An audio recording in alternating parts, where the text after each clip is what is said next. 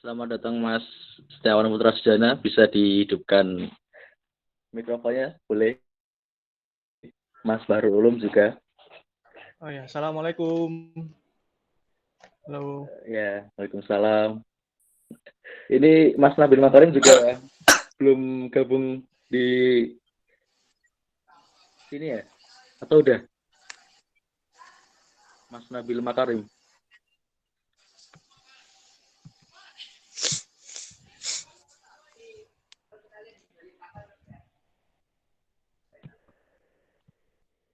Masya Allah, ada Ustadz Oh, belum gabung ya? Abdul.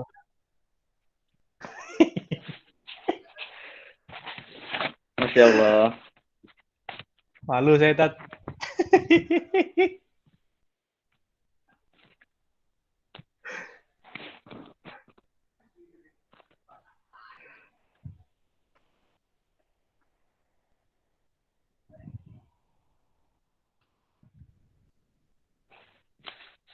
Halo Mas Bahrul Ulum.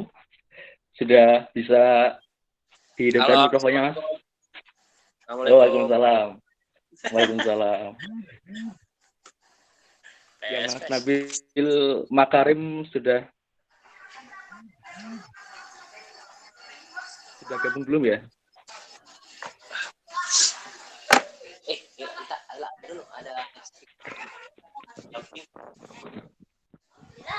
ada Ustadz Erik Taufani, mungkin bisa disapa dulu Mas Hafiz. Oh iya. Assalamualaikum Ustadz Erik. Sudah gabung di ruang meeting ya? Oh iya, Ustadz Erik Taufani. Assalamualaikum, Ustadz. Sudah gabung di sini bersama kita Ustadz Erik. Waalaikumsalam Taufani. Masya Allah.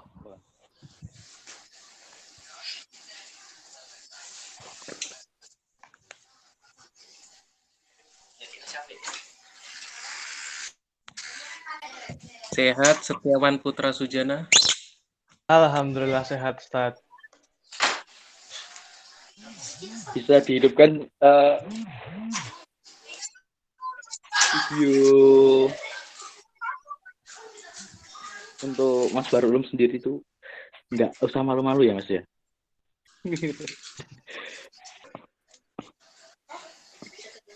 Ustadz Abdul minumannya enak gitu, Ustadz. Masya Allah. Memang banyak duitnya kayaknya.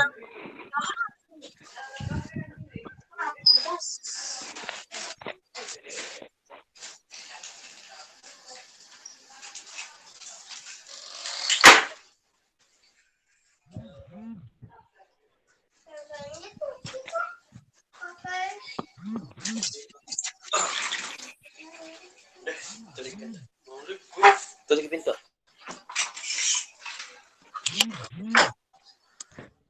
Selamat datang bagi peserta yang sudah gabung ke ruang meeting episode ke-7 diskusi bersama Arasi di Circle. Sudah gabung. Yang lainnya juga ya teman-teman.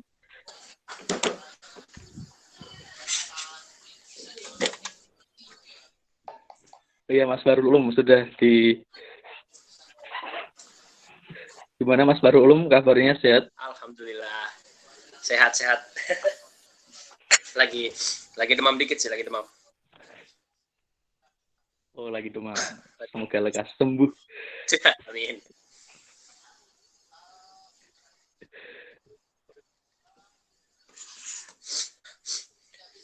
Kak Hafiz gimana kabarnya Kak Hafiz? Oh, sehat alhamdulillah Mas Bahrul Ulum. Kapan masuk kuliah? Ini sedang new normal ini masih di rumah saja.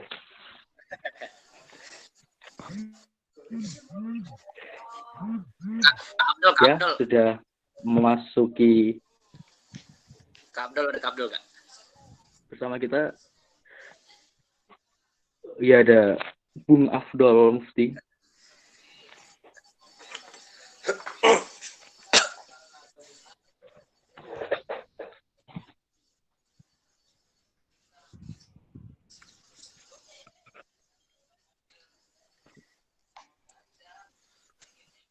Ya, untuk jam 8:05 kali ini kita mulai saja dulu. Sembari menunggu untuk pembicara yang ketiga, yaitu Mas Nabil Makarim.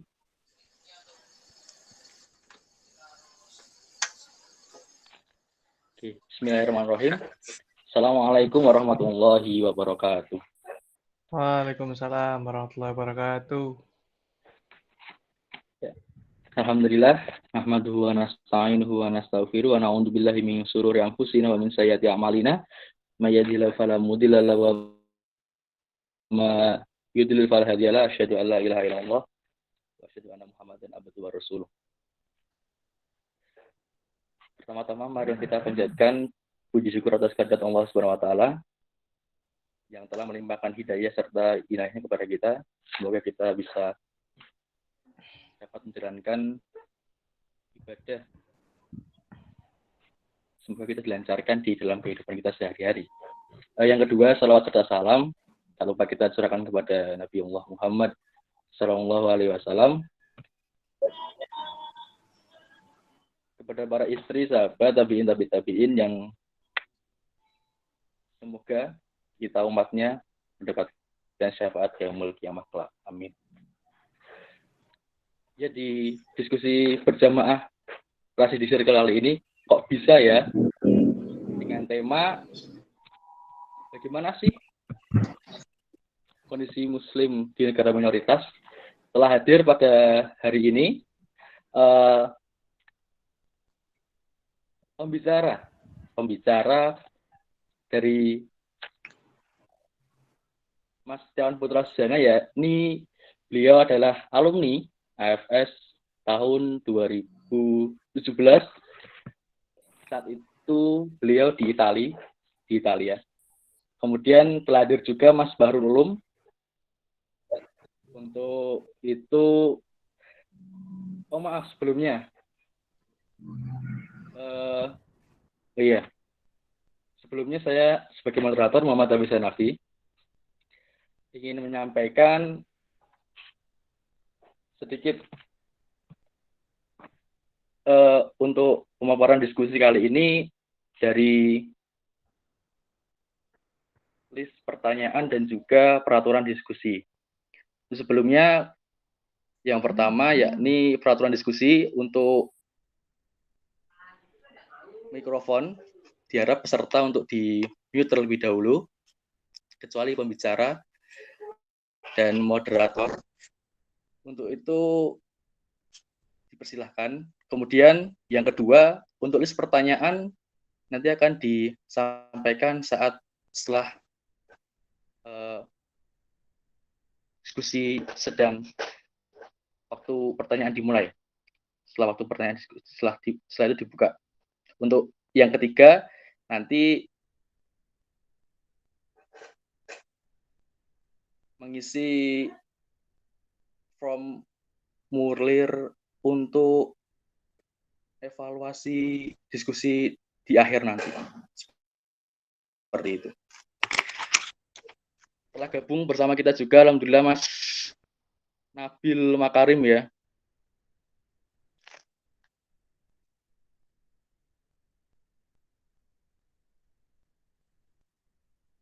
Oke. Ternyata Mas Nabil belum bergabung. Di sini saya sebagai moderator ingin menyampaikan sedikit bahwasanya yang terjadi hari ini adalah diskusi atau talkshow lah, bahwa bagaimana sih kondisi muslim di negara minoritas, seperti itu. Nah, mungkin jadi bisa dijelaskan untuk teman-teman atau mas-mas alumni AFS yang sudah melalang buana di negaranya di Italia, Mas Setiawan Putra Sujana, kemudian AFS di Amerika yakni Mas Bahrul Ulum, kemudian Mas Nabil Makarim yakni alumni AFS Jepang tahun 2020. Seperti itu. Saya mau bergerak sedikit ke Mas Tian Putra Sujana. Bisa ke Mas Tian Putra Sujana ya? Yo, gimana? Bisa Gimana, Mas? dihidupkan mikrofonnya Mas Tian Putra Sujana. Ya, sudah. Langsung ini, Sudah ya? pemaparan. Alhamdulillah. Ya, silakan. Atau bagaimana? Enaknya. Enggak, apa yang mau ditanyakan? Yang mau ditanyakan apa dulu?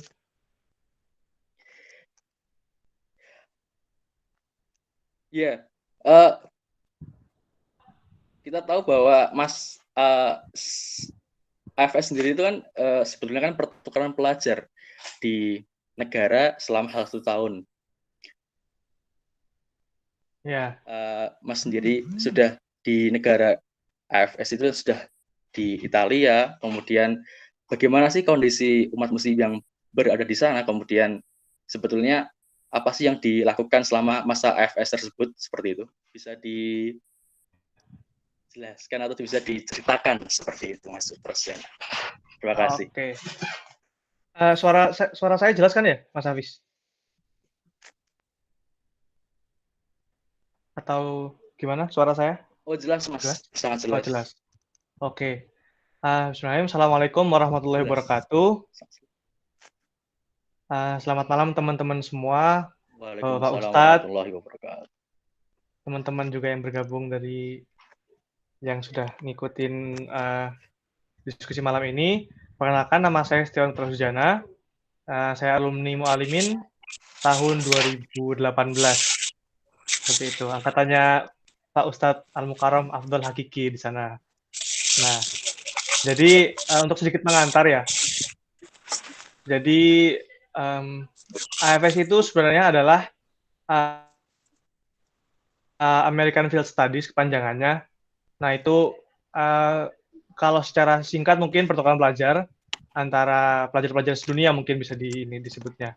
Nah, jadi selama kurang lebih 10 bulan kita berangkat ke luar negeri, diterima di host family atau keluarga angkat dalam menjalani kehidupan seperti pelajar-pelajar pada umumnya di sana.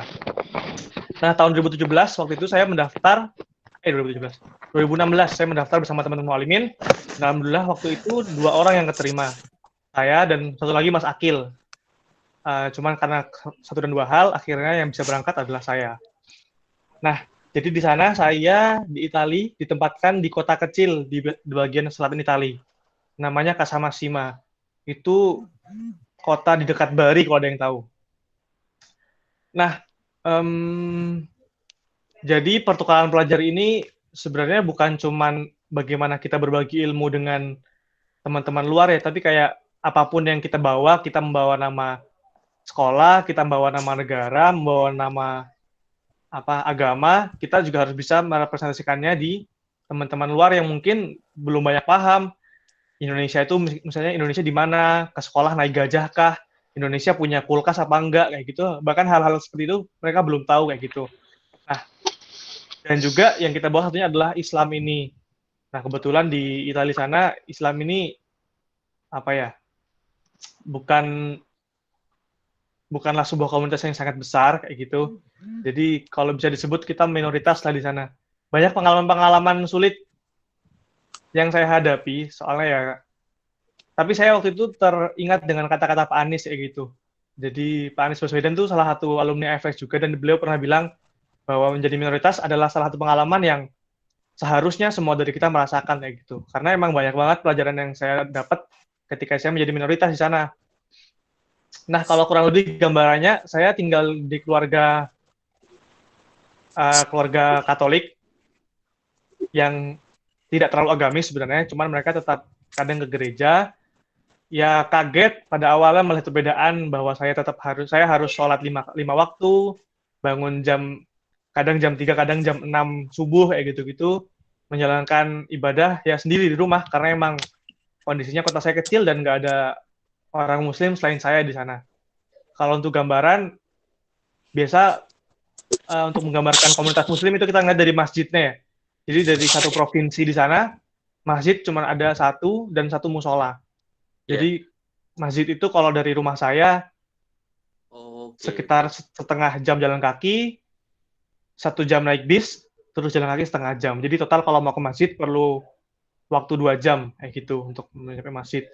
Nah, dan yang disebut masjid itu juga bukan masjid yang bangunan masjid yang ada kubahnya, yang ada lantai ubin segala macam. Ya masjid di sana ya sekedar tempat untuk sholat. Bahkan kalau jujur di sana masjidnya bekas lapangan futsal. Jadi kita sholatnya itu kadang ada yang masih di rumput sintetis, masih ada gawang-gawangnya, masih ada bola-bolanya kayak gitu. Nah, itu sedikit kondisi masjid di sana. Lalu di sana masjid di sana rata-rata diisi oleh kaum imigran sebenarnya. Jadi bukan nggak semuanya orang asli Italia, tapi malah kebanyakan imigran yang datang dari Iran, dari India, Bangladesh, dari Afrika gitu-gitu. Jadi rata-rata yang Muslim di tempat saya tinggal, khususnya di selatan Italia, itu adalah orang-orang imigran dari negara lain gitu. Banyak sih pengalaman-pengalaman unik saat menjadi Muslim di negara sana, seperti ya susahnya sholat, kita tahu. Mungkin kalau di sini kita diingatkan dengan azan 5 kali sehari, kalau di sana ya nggak ada, harus sholat sendiri. Lalu untuk puasa juga. Oh, pengalaman unik di sekolah waktu sholat zuhur. Jadi karena memang ya satu sekolah saya itu 1.000 orang dan yang Muslim saya sendiri. Jadi ya nggak ada musola dan bahkan nggak diberi waktu untuk sholat pada awalnya. Hingga pada akhirnya saya nego-nego bahwa saya Muslim dan saya perlu menunaikan sholat zuhur. Jadi sholat zuhur itu pada di tengah-tengah waktu sekolah kayak gitu. Saya nego-nego, awalnya saya dikasih tempat sholat di gudang sekolah. Namun terlalu kotor dan kayak nggak layak untuk sholat. Saya berusaha untuk minta pindah, akhirnya dikasih di luar sekolah, jadi kayak di halaman sekolah. Tapi beberapa saat, terus musim dingin, tempatnya nggak layak untuk sholat karena sudah terlalu dingin dan bersalju. Akhirnya saya dipindahkan untuk sholat di ruang UKS. Itu pun diberi waktu cuma 5 menit untuk sholat. Jadi kayak, ya keluar kelas, bawa sajadah, wudhu 5 menit, sholat, balik ke kelas lagi. Cuman gitu doang untuk kesempatan sholat zuhur. Apalagi sholat Jumat, bisa dihitung jari kayaknya untuk sholat Jumat. Saan Putra Ya? Sujana. Gimana? Untuk yang pengalaman pribadi sendiri gitu ya. Mungkin saya bisa sedikit geser di Mas Bahrul Ulum, bisa Oh ya? iya, boleh. Sedikit. Sorry. Ini tadi ada yang sudah bergabung. Ya, pembicara kita yang ketiga, yakni Mas Nabil Makarim. Selamat datang Mas Nabil Makarim. Bisa dihidupkan untuk mikrofonnya. Sama videonya juga bisa. Terdengar suaranya. Gimana kabarnya Mas Nabil Makarim? Iya, cek. Alhamdulillah baik. Mas Hafiz gimana kabarnya? Semuanya juga gimana kabarnya? Sehat, alhamdulillah. Kita sudah lengkap semuanya, alhamdulillah. Yang pembicara yang kedua ini, saya sedikit geser ke Mas Bahrul Ulum, bisa ya? Teman-teman bicara ya? Bagaimana? Ya. Oh, bisa. Ya, untuk Mas Bahrul Ulum sendiri, seperti apa sih rasanya FS pertukaran pelajar di Amerika tahun 2020 ini? Karena kan ini kan masih pengalaman yang baru, yang fresh gitu ya. Mungkin bisa diceritakan bagaimana sih kondisi Muslim yang ada di sana atau pengalaman sendiri Mas Bahrul seperti itu. Jadi untuk sebelumnya Assalamualaikum warahmatullahi wabarakatuh. Kepada semua atas juga teman-teman mualimi kelas dan juga yang lainnya. Langsung aja ya, secara singkat tadi kan secara singkat sudah dijelaskan sama Kak Putra juga gimana seluk-beluk kehidupan dan juga kenapa mengikuti program FS sendiri. Nah, secara kasar langsung ke tindakan. Kalau misalnya untuk keadaan Muslim di Amerika Serikat ini merupakan pembahasan yang pembahasan yang ini tuh sangat sensitif juga, pembahasan orang Islam. terutama di Indonesia sendiri. Sebenarnya banyak banget perspektif-perspektif yang saya dapat sebelum berangkat, dan di sana itu betul-betul dibenturkan sama apa yang udah saya ekspektasiin, dan ternyata banyak yang salah dan banyak juga yang nggak salah gitu. Nah, secara kasar sendiri, Muslim di Amerika itu adalah 1% dari penduduknya dan merupakan ketiga yang terbesar. Jadi ada 3,4 juta dari 334 juta masyarakat Amerika. 1%-nya yang adalah 3,4 juta itu adalah orang Muslim. Nah, kalau secara secara sejarah sendiri, jadi nggak heran kalau misalnya orang-orang Muslim di sana itu rata-rata adalah imigran. Jadi sama persis kayak yang diceritain sama Kak Putra. Kalau misalnya orang-orang rata-rata orang Islam yang ada di negara-negara benua Eropa dan juga di benua-benua Barat seperti Amerika Latin dan juga Amerika Serikat, rata-rata orang-orang Muslim itu adalah orang-orang imigran. Dan nggak tahu juga ya, mungkin karena sejarahnya orang Muslim itu masuk ke Amerika melalui perbudakan. Jadi kebanyakan orang-orang Islam yang di Amerika itu merupakan orang-orang yang kulitnya tuh agak gelap gitu, kayak gitu. Tapi bukannya menyentuh rasisme, tapi emang secara fakta. Ya? Nah, iya. Terus saya sendiri tinggalnya kan di placementnya di Sayo dari New York State. Jadi ini, tapi jangan bayangin New York City. New York City itu sekitar 6 jam dari rumah saya. Jadi saya tinggalnya di tengah-tengah hutan yang pokoknya kawan-kawan bayangin aja ini Sound the Ship. Mungkin teman-teman aja nonton Sound the Ship yang cuman ada traktor, habis itu banyak dombanya, banyak kartun itu ya. Banyak usahanya. Ya pokoknya kayak gitu, yang jarak antara rumah ke rumah itu pokoknya 1 kilo gitulah, 1 kilo jarak antara rumah ke rumah. Dan yang paling penting itu, yang paling saya tandain adalah masjid paling dekat itu adalah sekitar 6 jam dari rumah. Dan jujur, honest opinion, saya nggak pernah sholat Jumat selama di Amerika, kayak nggak pernah. Tapi bukan nggak pernah karena malas, tapi nggak pernah sholat Jumatnya itu karena kayak emang masjid terdekat tuh ada 6 jam gitu dari rumah, dan itu letaknya di kota New York, dan itu jauh banget gitu loh. Jadi makanya saya nggak pernah sholat Jumat, tapi alhamdulillah sholat 5 waktunya bisa bertahan. Nah, terus untuk kondisi untuk kondisi Muslim secara secara umumnya yang ada di Amerika, dan benar-benar kalau misalnya yang dibilang sama orang-orang itu benar, kalau misalnya Muslim itu sedang benar-benar berkembangnya di Amerika. Saya kemarin sempat datang ke yang namanya air terjun Niagara Falls. Itu adalah air terjun kedua yang terbesar yang ada di dunia, dan letaknya itu berbatasan dengan Amerika dan Kanada. Dan ketika saya datang di sana, saya justru kagetnya adalah kebanyakan orang yang saya ekspektasinya adalah orang-orang yang wahana air, dan saya ekspektasiin banyak orang yang menggunakan pakaian terbuka seperti cuman daleman dan sebagainya, tapi ternyata salah. Ternyata justru lebih banyak orang yang menggunakan jilbab dan berpakaian tertutup daripada orang-orang yang berpakaian terbuka. Dan justru secara pandangan saya waktu hari itu, justru lebih banyak penduduk-penduduk ya Muslim yang datang ke wahana wisata itu daripada orang-orang yang non-Muslim. Dan itu ketika saya tanya ke host date saya, orang ayah angkat saya di sana, dia bilang emang justru ketika ketika setelah pemboman 9/11, salah satu fakta yang justru dilupakan adalah setelah pemboman 9/11 justru populasi Muslim itu meningkat, meskipun ada titik kelamnya di mana di mana ya rasisme dan juga hate terhadap orang Muslim itu juga meningkat seperti itu. Nah, terus untuk di sekitar komunitas saya sendiri, jadi karena saya hidupnya ada di rural area, dan dari satu daerah besar itu saya sendiri yang Muslim. Ada dua. Satu itu teman saya dari Turki, tapi dia Islamnya itu Islam KTP, bukan Islam KTP sih. Dia orang Islam, tapi dia nggak mengamalkan ajaran Islam, tapi ayahnya imam masjid di Turki. Nah, dan seluruhnya itu hampir persis sama yang diceritain sama Kak Putra juga, tapi justru yang lucunya itu adalah kayak banyak sekali hambatan-hambatan yang juga yang langsung dibawa langsung sama teman-teman dan juga dari keluarga.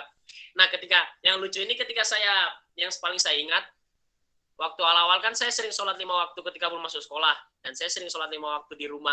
Dan hal pertama yang diucapin sama keluarga saya itu adalah kayak gini, bukan Arul sih, saya di sana dipanggilnya Ben, bilangnya kayak gini, Ben, kalian tuh orang Muslim tuh gila apa ya, kayak kalian tuh mau-maunya ngabisin waktu kalian 5 kali sehari hanya untuk ngelakuin sholat yang nggak jelas kayak gitu. Dan itu tuh benar-benar diucapin ketika hari kedua saya datang. Dan saya langsung kayak, oh, wow gitu loh, kayak, wow. Dan saya tuh akhirnya berusaha, saya Kaget. kayak, Shock terapinya kena ya? iya itu langsung kayak wow, kayak, dude, kayak saya baru 2 hari di sini dan pertanyaan itu benar-betul mantep gitu loh. Dan banyak juga sih halangan-halangan yang lain yang kalau misalnya dibilang kayak rintangan gitu ya.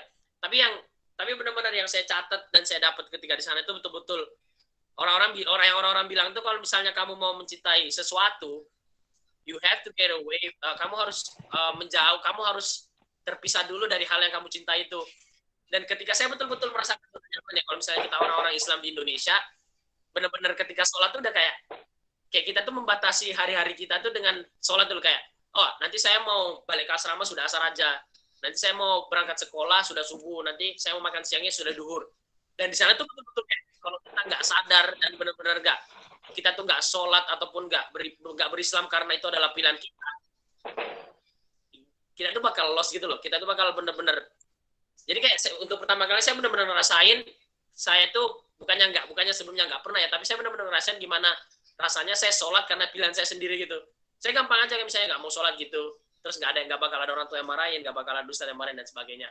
Tapi benar-benar apa ya, justru iman tuh malah tambah gimana ya, lebih keras kalau misalnya kita benar-benar ada di suatu situasi yang itu tuh benar-benar memaksa kita buat melihatkan gimana sebenarnya kita yang sebenarnya. Oke, itu tadi ya yang pengantar sangat luar biasa dari Mas Bahrul Ulum. Saya mungkin bisa sedikit geser ke Mas Nabil Makarim, bisa?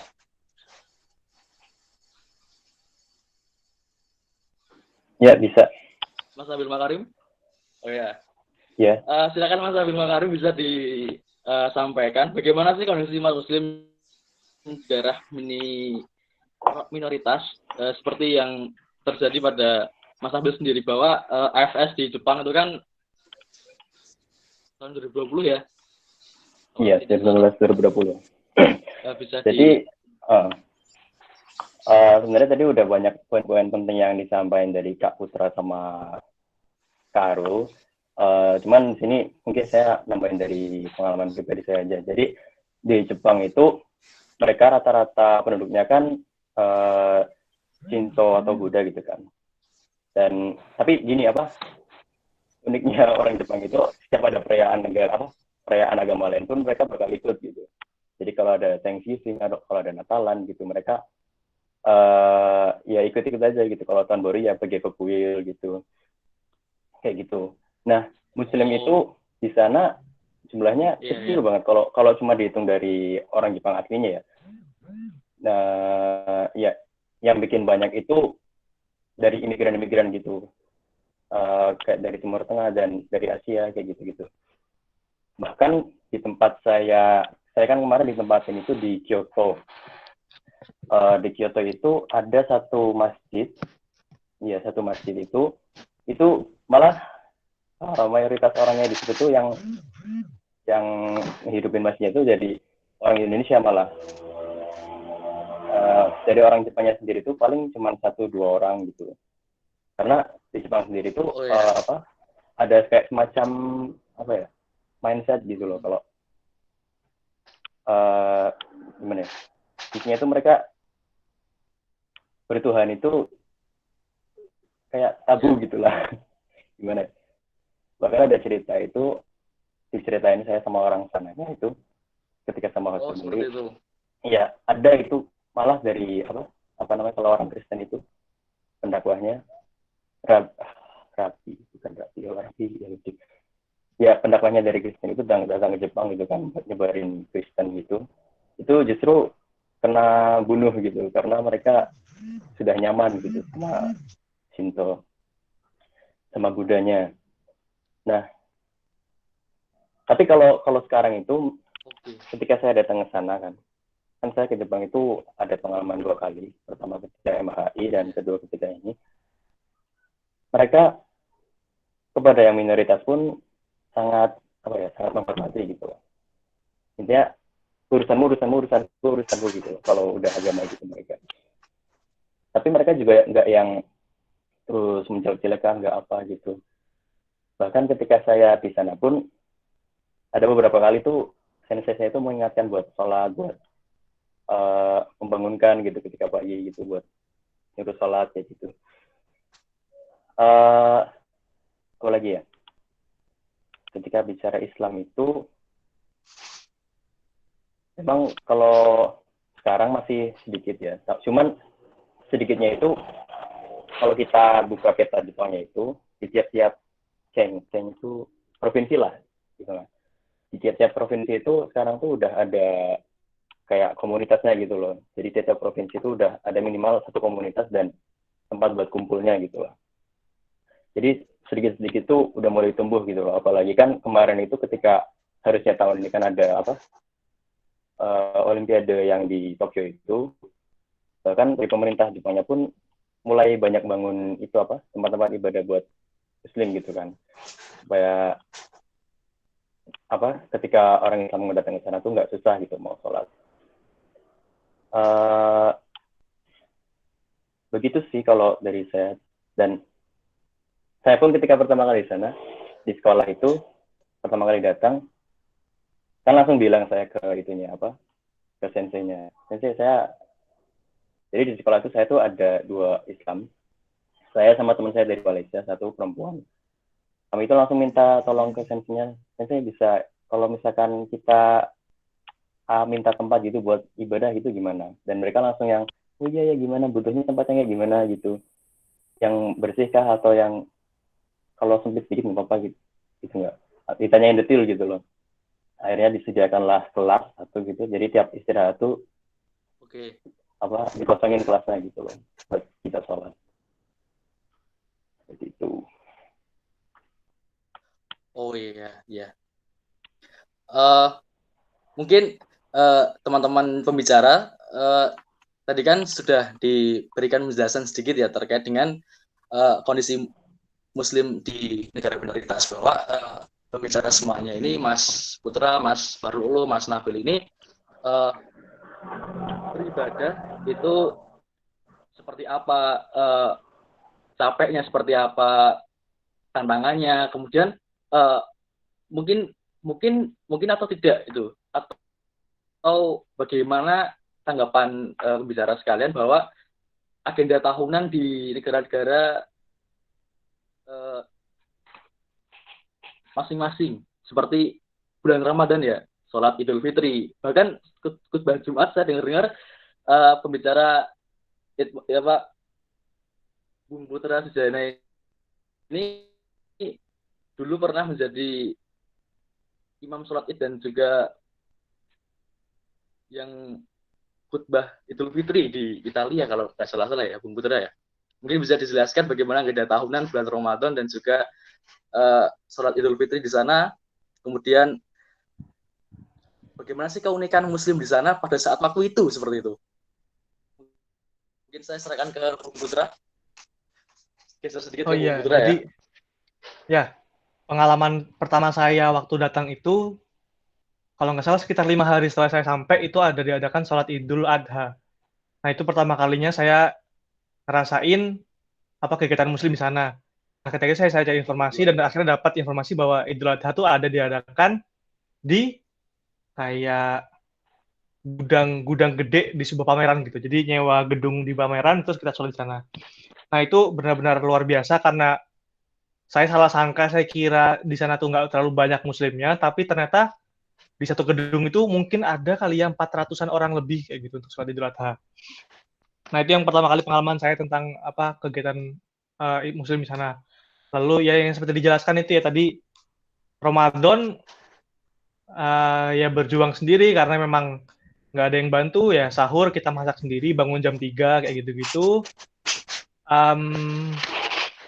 Kita sahur bangun jam 3 masak sendiri, kadang kena marah karena terlalu ribut. Terus buka puasa juga sendiri, minum air putih aja.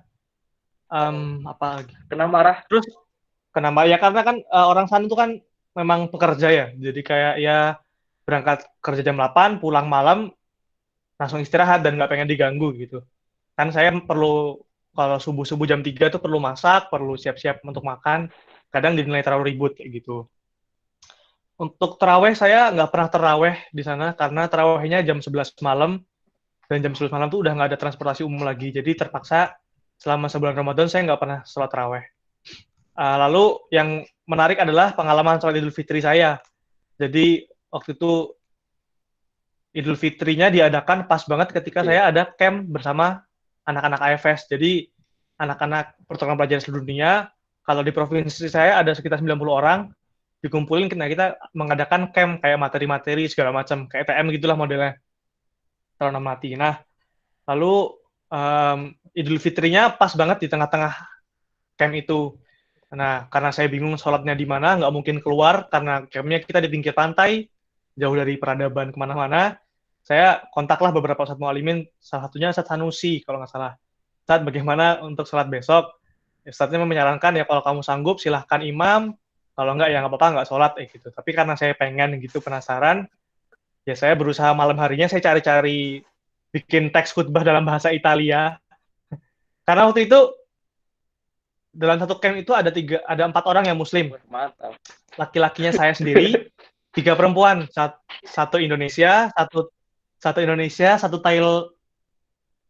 Oh berarti 4, berarti 5. Satu Indonesia, satu Thailand, satu Mesir, dan saya kayak gitu. Nah, tapi kebetulan yang sholat cuma 2, yang dari Indonesia dan Thailand. Karena nggak mungkin khutbah bahasa Indonesia, akhirnya saya berusaha cari teks, bikin teks khutbah bahasa Italia. Udah, kita takbiran masing-masing, saya imamnya, saya khutbahnya kayak gitu. Kita sholat sendiri di balkon hotel kayak gitu. Itu pengalaman menarik sih. Gitu.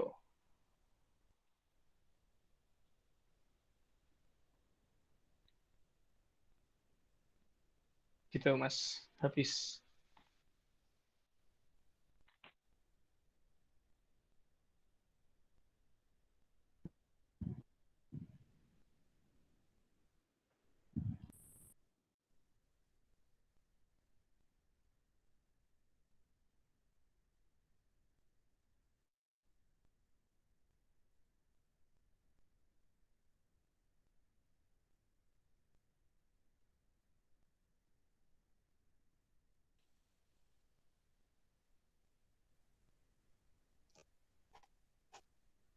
Halo, Mas Hafiz.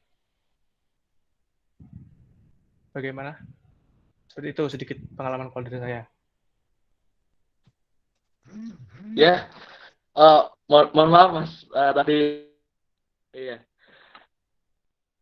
Mungkin saya sedikit geser ke Mas Bahrul ya. Bisa diceritakan kembali agenda tahunannya, atau saya agak penasaran ini. Bagaimana sih di Amerika itu seperti negara yang bagaimana atau seperti apa seperti itu? Kalau mau jelasin maksudnya negara Amerikanya seperti apa, maksudnya secara umum apa namanya sikapnya terhadap Muslim, gimana Kak Apis?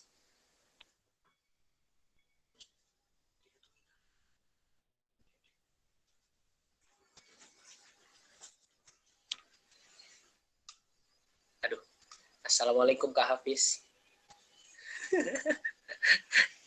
Ya mungkin agenda tahunnya sendiri. Sendiri dulu agenda tahun. Nanya dulu ya. Tuh, nah, Kak Putra waktu itu waktu itu pas ngecamp sebelum pulang. Mas Putra Sujana. Camp sebelum pulang. Oh, berarti udah lepas dari hospem waktu itu. Belum. Oh. Kita camp sebelum pulangnya 1 bulan sebelum pulang. Iya. Berarti 1 bulan sebelum pulang ada camp, habis itu balik ke hospem lagi. Iya. Enak mah. Enak ada Ramadannya. Karena kita nggak ada. Oh iya, belum nyampe ya? Sampai kemarin waktu bulan Maret dipulangin. Oh berarti belum Ramadan ya Mas? Ada sih, banyak sih agenda tahunan yang bisa diceritain. Nah, itu. Ada agenda tahunan, jadi kayak ini pengalaman saya juga, ada pengalaman dari teman-teman yang seangkatan juga ya, nggak apa-apa kan? Oh, enggak apa, silakan. Jadi mana ya? Jadi untuk perayaan Muslim sendiri itu malah secara garis besar itu lebih banyak diinisiasi oleh orang-orang Indonesia yang ada di Amerika. Jadi seperti KJRI, ya seperti konsulat-konsulat dan juga duta-duta besar yang ada di Amerika itu kebanyakan. Jadi kan Amerika itu bentuknya dalam kayak provinsi gitu, ada 50 state. State itu kayak provinsi di Indonesia. Jadi ada 50 provinsi dan satu provinsi itu ada satu KBRI-nya, Konsulat Besar Republik Indonesia. Jadi tiap provinsi itu ada konsulatnya untuk Indonesia dan itu tuh dan konsulat Indonesia itu selalu menjadi kayak provokator untuk acara-acara besar yang ada di Indonesia gitu. Nah, teman saya itu ada yang dapat state-nya itu di Colorado dan kagetnya justru dia di sana itu tiap hari Jumat itu ada sholat Jumatnya dan tiap selesai Jumat itu ada pengajiannya dan dia ngajar ngaji di sana. Jadi waktu untuk nanti tergantung ke sih jadi kayak perataan Muslim yang ada di Amerika itu betul-betul varian. Jadi ada yang benar-benar nggak ada dan ada yang benar-benar banyak dan kebanyakan konsentrasi orang-orang Muslim yang ada di Amerika itu adanya di kota-kota besar seperti San Francisco, terus Colorado, terus California, terus Chicago dan sebagainya. Dan ketika kita dapat penempatan di kota-kota besar seperti itu dan kayak kalau misalnya jadi kalau Amerika itu bentuknya kayak gini negaranya. Jadi di kota-kota besar itu adalah tempat konsentrasinya orang-orang berkulit hitam, orang-orang Muslim, pokoknya semua imigran, orang-orang yang datang dari luar kota yang bukan penduduk asli Amerika. Itu konsentrasinya ada di kota dan benar-benar kalau bahasa Indonesianya heterogen banget yang namanya kota besar Amerika itu. Jadi saya waktu itu pernah kan jalan-jalan Cosmopolitan gitu ya. Ya, cosmopolitan gitu. Saya pernah waktu itu jalan-jalan ke San Francisco. Nah, San Francisco yang ada jembatan merahnya itu Golden Gate-nya kan. Dan ketika saya jalan-jalan di kotanya antar blok-blok itu benar-benar banyak banget orang yang pakai cadar lewat. Terus ada juga ironinya itu kayak benar-benar langit dan bumi gitu. Ada yang orang-orang ada orang yang pakai cadar jalan sebelahan sama orang yang cuma pakai celana dalam sama baju daleman kayak gitu. Dan itu benar-benar satu hal yang kontras dan nggak mungkin ditemukan di belahan dunia seperti Indonesia kayak gitu. Dan waktu itu saya juga secara jujur itu benar-benar shock juga karena karena sebenarnya juga nggak nyangka kalau misalnya ada orang-orang bercadar itu bisa show up dan juga menampilkan identitas mereka yang ada di Amerika. Karena kalau secara umum ketika mungkin ya saya bukan teman-teman atau mungkin dari saya sendiri, tapi kebanyakan mindset yang orang Indonesia itu miliki ialah bahwasanya Amerika sampai titik ini khususnya di bawah pemerintahan Donald Trump yang adalah Republikan, itu kayak Islam tuh benar-benar terpepet gitu, kayak rasisme semakin tinggi. Justru malah secara tidak langsung tanpa ada tangan pemerintah, itu malah Islam semakin berkembang dan benar-benar masuk ke dalam seluruh kota-kota yang ada di Amerika karena Amerika menganut sistem kalau mereka tuh memisahkan antara agama dengan negara. Jadi kalau di Indonesia kan ada yang namanya menteri agama, ada juga departemen agama. Kalau di Amerika benar-benar ada peraturan kalau antara sekolah dan semua institusi pemerintah terus dipisahkan dengan agama. Jadi kayak mereka pemikirannya ya udah kalau misalnya kalian agama Islam mau berkembang selama kalian tidak dapat bantuan dana dari pemerintah atau mungkin mengemis ke pemerintah, kalian mau berkembang kayak kalian mau jadi tambah miskin, kalian mau jadi sepi peminat, kalian mau jadi tambah banyak penganutnya, itu silakan. Dan benar-benar itu dimanfaatin. Benar-benar itu baru kayak berlaku juga akhir-akhir ini dan oleh orang-orang Islam yang ada di Amerika itu jadi suatu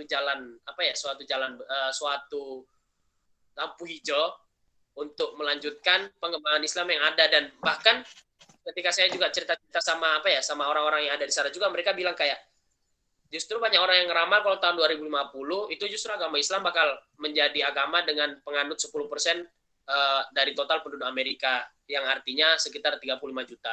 Jadi itu kayak berdasarkan fakta itu. Tapi amin, semoga terwujud. Semoga ya. Amin. Dan agenda tahunannya itu semakin berjalan gitu ya, semoga. Dan ya benar, agenda tahunannya itu kayak gitulah, kayak ada juga nggak cuma tahunan doang, bahkan mingguan. Kalau di tempat-tempat yang konsentrasi muslimnya tuh besar, itu bahkan ada kayak pengajian di KBRI tiap hari Jumat, pulang selesai Jumat. Ada juga yang Idul Adha. Idul Adha itu waktu itu teman dari Ohio, itu Idul Adha karena orang tua angkatnya adalah Muslim. Jadi mereka betul-betul ada komunitas Muslim, dan ketika Idul Adha itu kayak semua orang-orang Indonesia yang ada di sana kumpul di satu gedung, dan mereka sholat Idul Adha. Habis itu semua orang masak gitu, dan masakannya benar-benar kayak gulai kambing, kuning, banyak kari dan sebagainya gitu.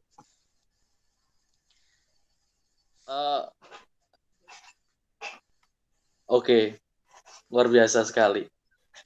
Kalau sedikit geser ke Mas Nabil sendiri, bagaimana untuk mungkin di Jepang agenda bulanannya atau agenda per tahunnya, bisa diceritakan? Oke, jadi buat agenda tahunannya itu, saya mulai dari agenda tahunannya dulu, kayak Idul Fitri dan Idul Adha. Di Jepang itu, kayak yang tadi saya bilang itu, jadi mereka udah ada ininya sendiri. Di tiap komunitas itu pasti selalu ada kegiatannya itu, entah itu pengajian, entah itu, maksudnya ketika Idul Fitri, Idul Adha, salat Idul Adha, dan lagi-lagi yang kebanyakan yang menginisiasi itu ya dari orang Indonesia, dan juga dari orang-orang imigran itu. Kalau dari orang asli sananya sendiri itu masih dikit banget. Lalu kemarin itu kan saya datang ke sini tuh sekitar seminggu atau 2 minggu sebelum Idul Adha. Nah, ini pengalaman pribadi. Jadi kemarin itu saya sempat jadi khotibnya buat Idul Adha. Ketika itu kami masih kumpul di hotel gitu buat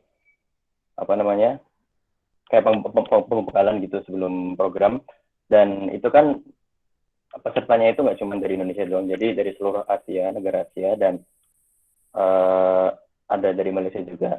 Jadi yang ikut sholat Idul Adha-nya itu dari Indonesia, Malaysia doang kebanyakan. Nah, ketika itu kami minta izin sama panitianya buat minta pinjam keuangan gitu buat sholat Idul Adha di sana, dan alhamdulillahnya dipinjemin. Ya gitu, karena alhamdulillahnya sebenarnya itu kan ya dari orang Malaysia kan ya bisa paham lah bahasa Indonesia gitu. Jadi ketika itu saya tanya mereka, gimana pakai bahasa Inggris atau bahasa Indonesia aja? Bilang terserah, udah saya pakai bahasa Indonesia, mau bahasa Inggris juga. Lalu lagi sebenarnya ketika saya di sana itu ada banyak kegiatan mingguannya gitu, kayak pengajian mingguan gitu. Jadi dari tempat saya itu kan ada 2 lah komunitas Islam gitu, yang satu itu 15 menit pakai kereta dari tempat saya, yang satu itu di Kyoto-nya. Tapi jujur saya jarang ikut karena memang jam asramanya ketat banget, jam 8 malam itu udah harus sampai di asrama. Mereka tiap minggu ada itunya kayak kegiatan mingguan, dan mereka nggak main-main itu. Kadang itu ngundang syekh dari Tokyo-nya, atau dari misalkan ada syekh yang dari luar itu lagi main ke Jepang, itu mereka biasanya ngundang kayak gitu. Kalau misalkan Idul Fitri itu saya ngerasainnya itu pas MHI 2017. Itu ketika itu saya ditempatin di Mihara di Hiroshima, dan berkesempatan jadi imam semua khotibnya. Mungkin bisa lagi-lagi banyak MHI. Ya, gimana? Mungkin bisa MHI seperti apa acara MHI itu, Mas Nabil di Jepang sendiri? MHI. Oh iya, kalau MHI kan kemarin selama Ramadan full gitu kan. Jadi mereka ada udah beli tempat rumah tua gitu, beli rumah tua di sana, terus dijadiin masjid. Meskipun jauh banget tempatnya gitu jadi misalkan kotanya tuh ini kota kan, itunya tuh di pegunungannya gitu loh tempatnya itu. Jadi dari kota ke itunya tuh harus naik mobil atau motor itu sekitar 30 menit. tapi tetap banyak yang ikut dan tetap rame meskipun jauh banget. Yang unik itu yaitu orang Indonesia itu di mana-mana itu kebanyakan sering bikin itu loh, inisiatif bikin komunitas Islam di sana gitu. Dan yang menggerakkan itu orang Indonesia juga kebanyakan. Orang dari imigran itu ya masih ikut-ikut aja gitu, nggak yang inisiasi langsung bikin gitu. Terus apa lagi ya? Iya. Masih banyak ya tentunya ya. Iya, masih banyak lagi tentunya. Cuman jauh yang saya ketahui itu. Kalau mungkin boleh diceritakan sedikit, bisa nggak ya, kalau Muslim itu punya kebiasaan unik di negaranya masing-masing gitu, di Italia, di Amerika, dan juga di Jepang, itu mungkin bisa diceritakan sedikit Mas pembicara. Saya mau geser ke Mas Putra Sujana, bisa pengalaman unik tentang kehidupan Muslim di sana. Pengalaman unik. Kurang lebih udah saya ceritakan ya, cuman yang saya begitu kaget di Italia itu adalah tentang ini, Islamofobia itu besar banget kalau di Italia. Itu ya, gitu. Jadi karena kalau yang saya dulu pernah baca buku tentang jihad gitu, ditulis oleh orang Italia. Terus banyak sumber-sumber internet bahwa emang Islamofobia di Italia itu besar banget. Dibuktikan dengan waktu ada 9/11, itu ada survei bahwa 55% orang Italia itu benci terhadap Islam pada akhirnya. Dan emang itu saya rasakan di sana. Kalau saya kan laki-laki ya, nggak terlalu terlihat Muslim atau bukan. Jadi sekali dua kali ngerasain diskriminasi, tapi nggak terlalu kelihatan gitu.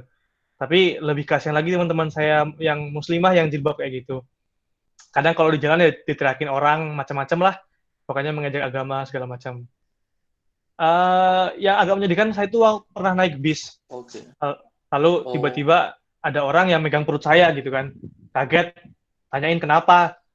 Terus dia bilang, oh nggak ada apa-apa, di perutmu aman, nggak ada apa-apanya.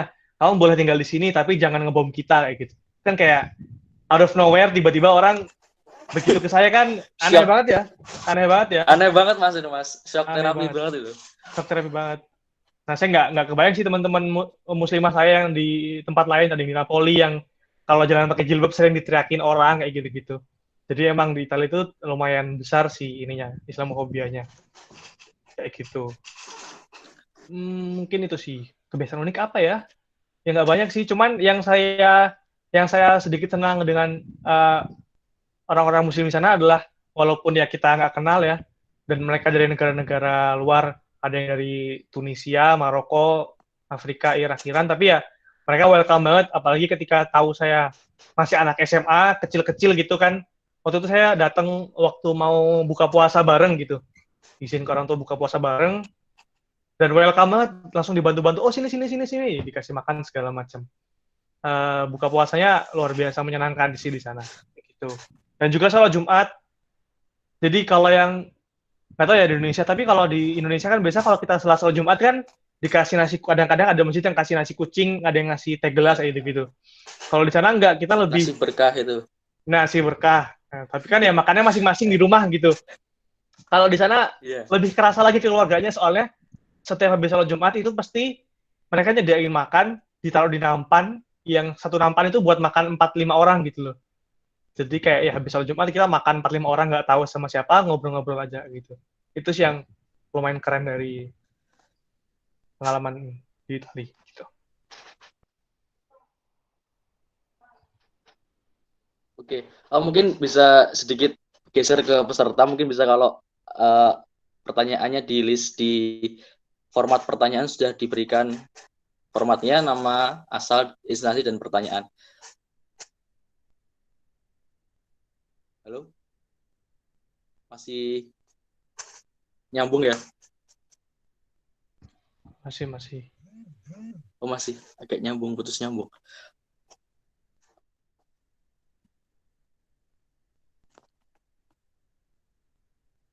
Oke, Mas Arul sendiri.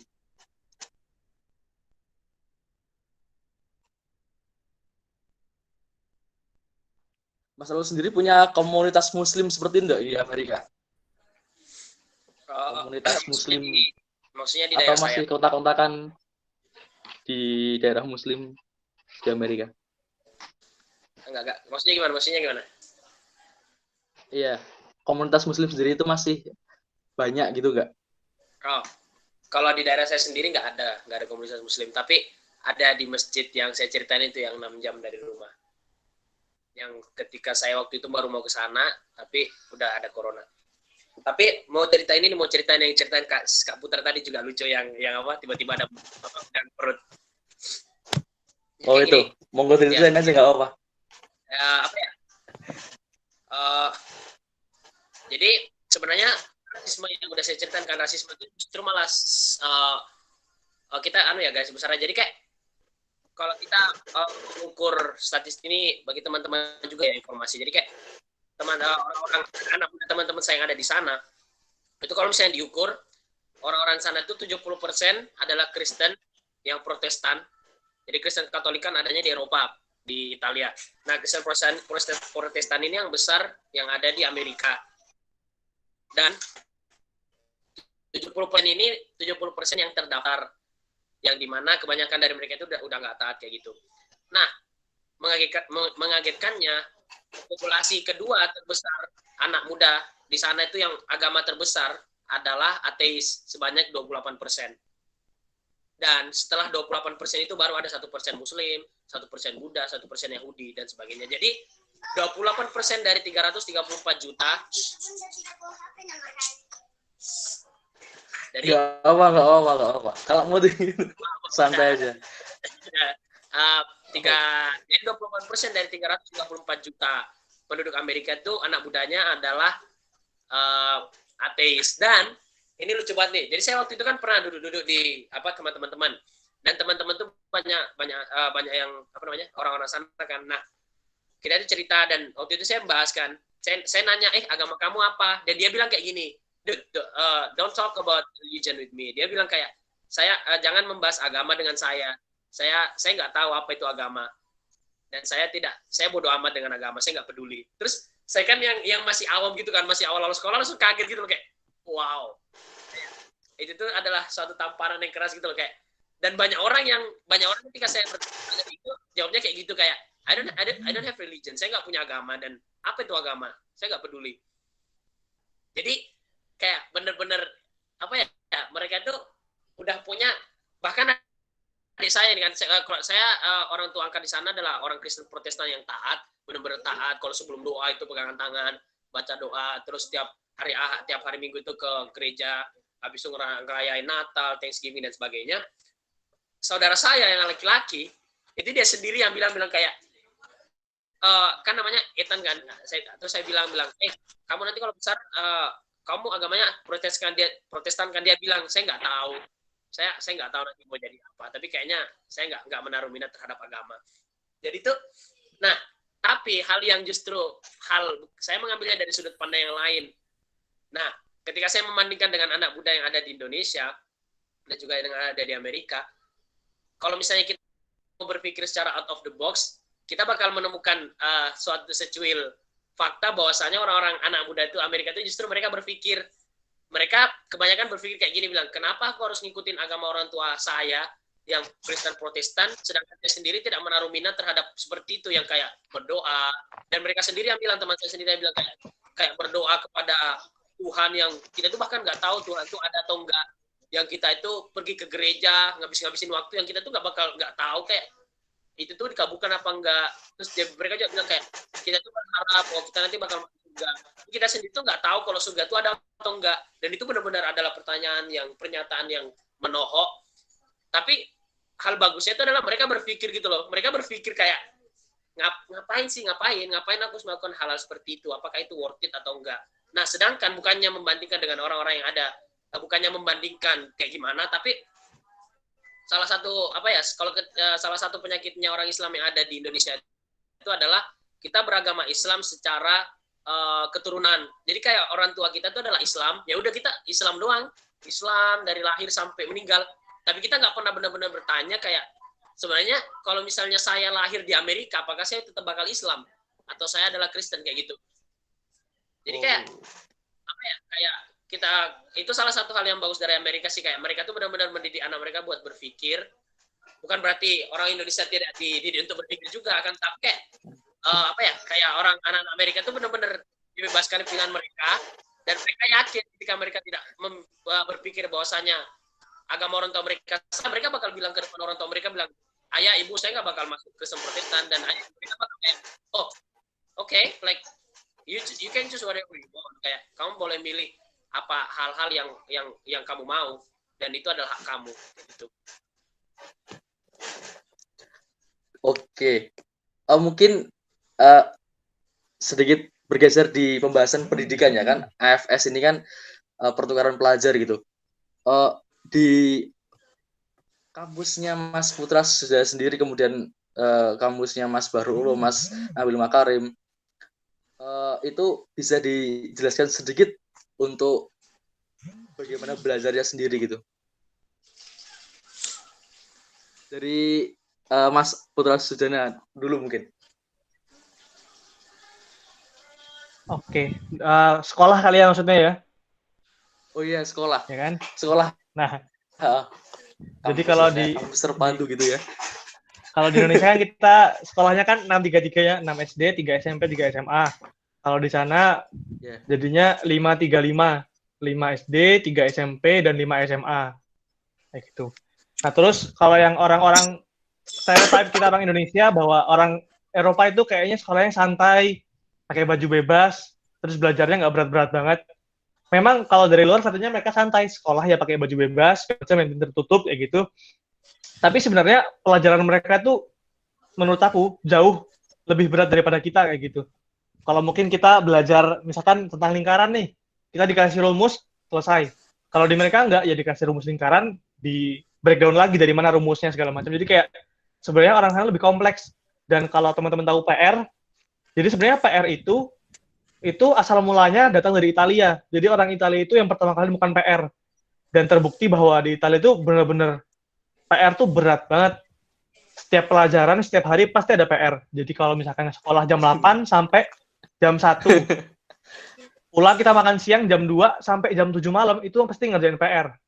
Jadi kayak ya, sebenarnya belajarnya lebih mereka daripada kita kayak gitu. Itu sih yang paling kelihatan. Jadi mereka berat banget gitu PR-nya. Kalau dari ada tambahan atau mau geser ke Mas Nabil atau Mas Bahrul, silakan. Geser dulu. Baik.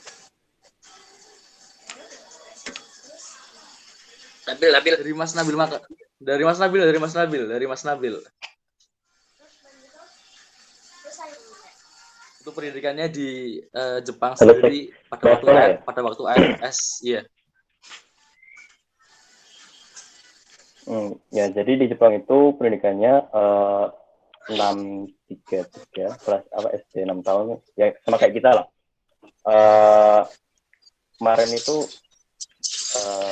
jadi kalau dari keseharian sendiri itu kayak masuk jam 7:30, pulang itu jam 3:30, dan itu tuh biasanya kebanyakan dari siswa-siswa itu masih ada kegiatan klub dulu gitu. Saya kan kemarin sempat ikut klub juga, kendo gitu. Itu tuh selesainya itu sampai yang jam 7 malam gitu baru selesai. Jadi kalau bisa diberatin itu seharian itu bisa 12 jam itu bisa di luar asrama gitu. Saya kan kemarin di asrama. Dan mereka itu iya sama kayak Kak Putra tadi, pelajarannya itu lebih ke arah way gitu loh, bukan kayak maksudnya kalau dikasih pelajaran itu misalkan matematika, selain dikasih rumus juga di breakdown bener-bener gitu sampai tahu dari mana asalnya, dan itu berlaku di semua pelajaran gitu. Lalu yang paling mencolok lagi itu dari sensei-nya, dari gurunya. Jadi ketika ada pelajaran gitu ya, guru apapun itu biasanya itu kan ada waktu kayak saya mau tanya siapa gitu. Ini juga sih jadi siswanya sendiri itu nggak malu gitu loh buat tanya dan mengakui kalau dia tuh nggak tahu gitu loh. Jadi hubungan antara guru sama murid itu transfer ilmunya tuh bisa benar-benar jalan gitu loh, dan gurunya pun yang benar-benar serius gitu loh nanggepin muridnya, entah itu pertanyaan yang sepele, entah itu yang beneran susah gitu diajarin benar-benar gitu. Dan satu lagi yang unik itu kebiasaan sebelum mulai kelas. Kalau di kita kan sebelum mulai sama habis kelas gitu. Kalau di kita kan biasanya ada doa gitu kan sama kafaratul majelis gitu. Kalau di sana itu mereka sebelum kelas mereka biasa berdiri dulu gitu, langsung hormat, itu mulai kan. Sama juga pas akhirnya kayak gitu juga. Hormat, habis itu sensinya baru pergi gitu. Lalu mereka masih kalau di sekolah saya itu masih nganut yang bukan yang rolling kelas gitu, tapi mereka masih punya kelas sendiri, gurunya masih pindah-pindah gitu. Dan kalau di sekolah umum itu benar-benar semua biaya itu ditanggung sama pemerintah gitu, baru kalau masuk ke univ atau apa itu mereka baru bayar sendiri gitu. Tapi kalau kan saya kan kemarin masuknya di swasta gitu, dan swasta itu bayarannya benar-benar gila-gilaan banget gitu. Kalau dirupiahin itu sekitar berapa ya? 150-an lah tahun, 150 juta setahun gitu. Itu emang Lumayan sekolah ya, yang Mas, termahal kedua sih di Jepang. Iya. Dan mereka punya budaya belajar yang unik banget. Jadi selain workaholic, orang Jepang itu juga suka buat belajar. Meskipun kayak cuman UTS gitu, mereka sampai begadang gitu loh. Jadi kayak mereka ketika tidur di kelas itu bukan kayak dimarahin atau apa, tapi kayak ditanyain, kamu kenapa tidur di kelas? Oh, saya tadi belajar sampai jam 3 gitu. Jadi langsung gurunya itu langsung, oh iya, apa sambil istirahat aja gitu. Jadi kayak kalau bisa diomongin itu kayak strata sosial gitu. Bukan strata sosial juga sih, kayak malah jadi kehormatan gitu loh. Malah orang jadi, wah iya dia belajarnya serius banget, dia kerjanya keras banget gitu loh. Kayak gitu kalau ngomongin kelas sekolah gitu. Mungkin Mas Arul bisa bercerita sedikit terkait dengan pendidikannya selama AFS di Amerika, atau Anda sebagai seorang Muslim di sana merasa seperti apa? Merasa seperti apa gitu? Merasa seperti apa, Ves? Iya, di kampus Anda sendiri. Oh iya. Jadi saya bukan kampus ya? Sekolah atau kampus nyebutnya? Sekolah. Jadi mau cerita lucu juga nih sama kayak ini, apa namanya? Sama kayak ke Kak Putra tadi kan, cuma agak aneh gitu. Jadi kalau Kak Putra kan dipegang perutnya, maksudnya, oh ini aman nih gak ada bomnya. Nah, waktu itu saya pernah kan lagi lunch, lagi makan siang. Nah, terus saya sama teman-teman tuh lagi main-main, dan kayaknya tuh teman-temannya benar-benar makan siang. Gimana? Teman-teman tuh benar-benar nggak ngenotis, kalau nggak benar-benar kayak nggak banget kalau misalnya saya adalah seorang Muslim gitu. Kayak mereka tuh nggak nganggap kalau misalnya saya adalah seorang Muslim gitu. Jadi biasa aja. Dan saya juga sebenarnya nggak pernah benar-benar kayak memperlihatkan itu, kayak tiba-tiba depannya mereka kayak ya you are kafir, kayak nggak pernah kayak gitu. Nah, terus nah waktu itu kita lagi lunch kan, habis lunch itu mereka pada bercanda, dan kebetulan waktu itu tuh habis 9/11. Kayak kalau di sana kan 9/11 itu benar-benar adalah salah satu hari besar juga yang itu benar-benar dirayain, di mana bekasnya menara kembar itu. Nah, lagi pada nganu kan, terus mereka tuh pada bercanda gitu. Mereka tuh main kan, mereka tuh bawa tas terus diisi buku besar kan. Habis itu mereka kayak pakai penutup mulut gitu, terus mereka lari-lari di lobi. Lari-lari kan sambil teriak. Habis itu kalau saya ada kelas, mereka tuh pakai tasnya ke dalam sambil teriak gitu, dan mereka benar-benar ngelafalin takbir itu kayak Allahu Akbar, dan ngelafalinnya benar-benar sempurna gitu. Saya aja sampai kaget kalau mereka tuh bisa ngelafalinnya kayak pakai makhraj yang benar dan baik. Dan itu di kampus itu, di sekolah. Di sekolah. Dan kan antara mau marah ataupun mau gimana ya, antara mau marah dan benar-benar kayak membuat diri ngerasa tersinggung gitu, kayak kalian nggak seharusnya. Saya tuh udah ada niat kan bilang kayak antara mau marah dan datang ke mereka dan bilang kayak kalian nggak seharusnya seperti itu adalah hal yang memberikan nasib dan sebagainya. Tapi saya mikir kayak kalau saya melakukan hal itu, justru mereka bakal anak-anak di sana tuh bakal berpikir kalau misalnya mereka tuh bakal kayak ih apa sih, kayak gitu loh. Nah, akhirnya saya ambil inisiatif, saya join juga sama mereka kan sambil bercanda. Terus saya juga ikut karena kebetulan waktu itu di tas saya itu ada sorban. Nah akhirnya saya ngeluarin sorban juga dan mereka tuh pada waktu pertama kali ngeliat sorbannya itu pada kayak terus akhirnya saya bilang ini pakai ini aja biar tambah kayak aslinya. Terus akhirnya mereka ketawa kan. Dan akhirnya kita happy-happyan gitu kayak ya udah sambil main-main doang. Dan saya juga waktu lakuin juga sambil baca astagfirullah sih. Tapi kayak gimana ya kayak waktu itu kan waktu saya benar-benar dilema antara gimana ya antara mau bersikap keras ataupun kita betul-betul harus kayak diplomatik gitu. Jadi saya juga tetap maksudnya tetap kalau misalnya gimana ya kayak saya udah punya niat kayak gitu waktu pertama kali datang kalau misalnya bakal nyebarin Islam itu bakal berbeda dengan cara kita nyebarin Islam ke masyarakat yang emang udah Islam secara akar gitu. Jadi saya niatnya saya benar-benar kayak apa ya ngeimplementasiin kayak sering senyum. Makanya saya juga di sana dibilang kayak kamu tuh mulutmu tuh nggak sakit apa ya kayak kamu tuh sering senyum terus dan sebagainya. Dan akhirnya juga saya punya banyak teman dan ada cerita dulu waktu sebelum saya mau diambil sama orang tua angkat saya kan ada saudaranya orang tua angkat yang bilang kayak gini kamu ngapain mau ngambil orang Islam nanti kalau misalnya kamu ngambil kamu bakal jadi sulit terus bakal kalau misalnya dia nanti aneh-aneh kalau misalnya dia bawa hal-hal buruk bagi keluarga kamu dan sebagainya. Terus orang tua saya tuh hampir dengerin tapi gara-gara mereka udah kelanjur ngehostkan ya udah akhirnya saya diambil dan alhamdulillah pada akhir sebelum saya pulang tanya orang tua angkat saya ini yang datang ke rumah sambil nangis-nangis habis itu ngasih hadiah dan dia bilang kayak kita tuh bakal ngerasa sangat kehilangan kalau kamu pergi dan pada itu saya benar-benar sadar kayak gimana ya kayak mempengaruhi orang-orang itu tidak bisa secara disamakan gitu. Kita bisa menggunakan cara-cara yang berbeda dan juga sesuaikan kondisi. Kalau misalnya dulu Ustadz Mukhlis waktu jadi musyrik saya itu pernah bilang kayak gini, letakkan sesuatu pada tempatnya dan kita benar-benar harus paham kondisi seperti apa yang kita lakuin dan gimana hasilnya. Seperti itu ya. Nah, untuk sekolahnya sendiri secara kasar gimana ya kayak kalau langsung kasarannya aja ya. Pokoknya sistemnya mereka lebih bagus. Akan tetapi kapasitas orang-orang Indonesia itu jauh lebih pintar daripada orang-orang Amerika kayak gitu. Jadi kalau di sana pelajaran matematika itu mereka nggak pernah diajarin rumus. Mereka cuma diajarin gimana caranya masukin ke kalkulator. Nanti kalkulator yang ngitung, habis itu tinggal nulis tinggal nulis hasilnya. Jadi benar-benar di sana itu kalkulator. Jadi ketika kita masuk sekolah, kita bakal dikasih kalkulator dan kita nggak pernah disuruh hafalin rumus. Karena kalau ulangan itu bakal ada rumusnya dan kita tinggal masukin itu ke kalkulator dan akhirnya hasilnya keluar. Jadi yang kita pelajarin adalah gimana caranya masukin rumusnya ke kalkulator. Jadi justru di situ malah kayak saya berpikir malah kayak wah kok enak banget kayak gitu. Dan jujur justru orang-orang Indonesia itu jauh lebih pintar dan kapasitas otaknya nggak tahu ya secara biologi ini nggak bicara secara biologis tapi secara apa ya secara pandangan kasat mata justru orang tua angkat saya juga bilang sebenarnya orang-orang Asia apalagi Asia Tenggara dan Asia bagian selatan itu tidak pintar.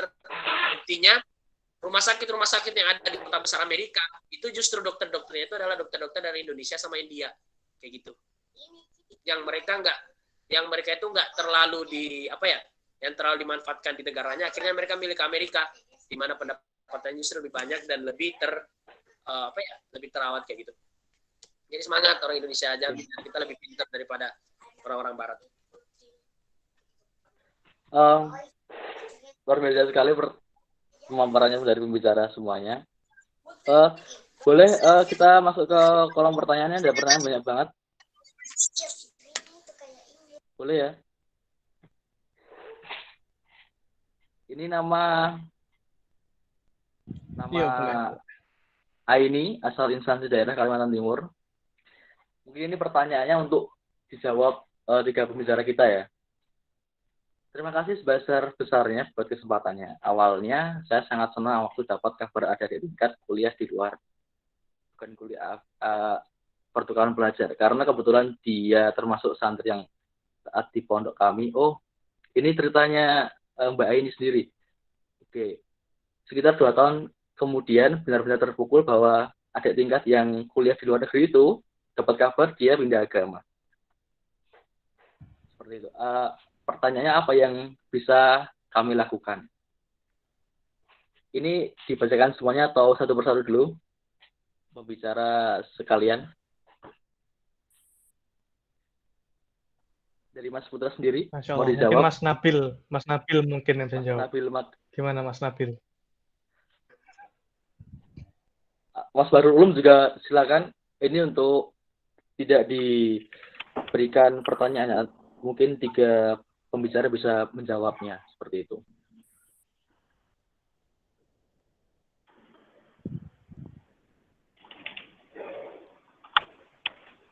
Kalau saya sendiri mungkin ini ya, mungkin nggak bisa terlalu solutif, tapi saya ngelihat dari perspektif yang saya rasakan bahwa emang sebenarnya hal itu tuh benar-benar mungkin terjadi karena banyak banget teman-teman saya yang berubah setelah pulang dari pertukaran pelajar kayak gitu. Karena memang kondisinya riskan, kita di negara orang, nggak ada siapa-siapa, kita berhak memilih mau jadi siapa selama di sana selama 1 tahun, dan ya hal itu mungkin kadang yang membuat kita kebablasan kayak gitu.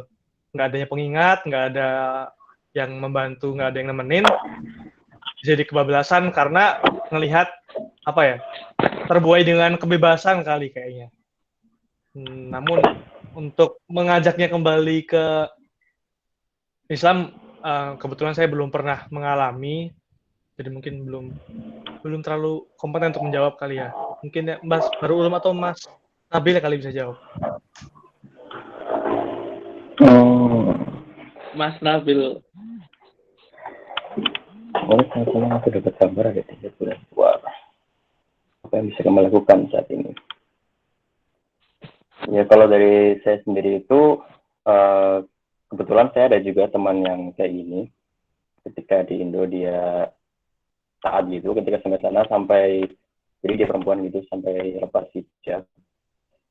Dan ketika saya tanyain, kamu kenapa kayak gitu? Ya, saya ngerasain diri saya tuh pilih ini gitu. Awalnya memang dia bilang tuh dari awal coba-coba gitu ya. Dan kok enak gitu kan, keterusan gitu. Ya mungkin pertama karena dari lingkungannya ya. Karena kan kalau lingkungan itu antara kita mewarnai atau diwarnai gitu kan. Ini kalau dari saya sendiri ya. Jadi karena kalau kita itu ketika sendirian itu, setan itu lebih gampang ngegodanya ya. Sebisa mungkin ketika di luar negeri itu kita gabung ke komunitas tuh. Jadi seperti tadi yang dibilangin Kak Putra, ketika sendiri itu kan, ketika di luar negeri itu kan kita ngerasain kebebasan gitu, terbuai sama kebebasan, nggak ketat banget kayak di sini, dan itu semuanya terserah kita. Jadi itu ada pengingatnya gitulah ketika di sana itu. Itu kalau sebisa mungkin diusahain kayak gitu. Tapi kalau misalkan nggak bisa pun, minimal kita ada komunikasi gitu loh sama mereka, atau enggak ketika kita yang di luar sana. Jadi kalau lebih ke lingkungannya gitu ya, mencari lingkungan yang bagus gitu ya. Iya gitu. Jadi apa ya?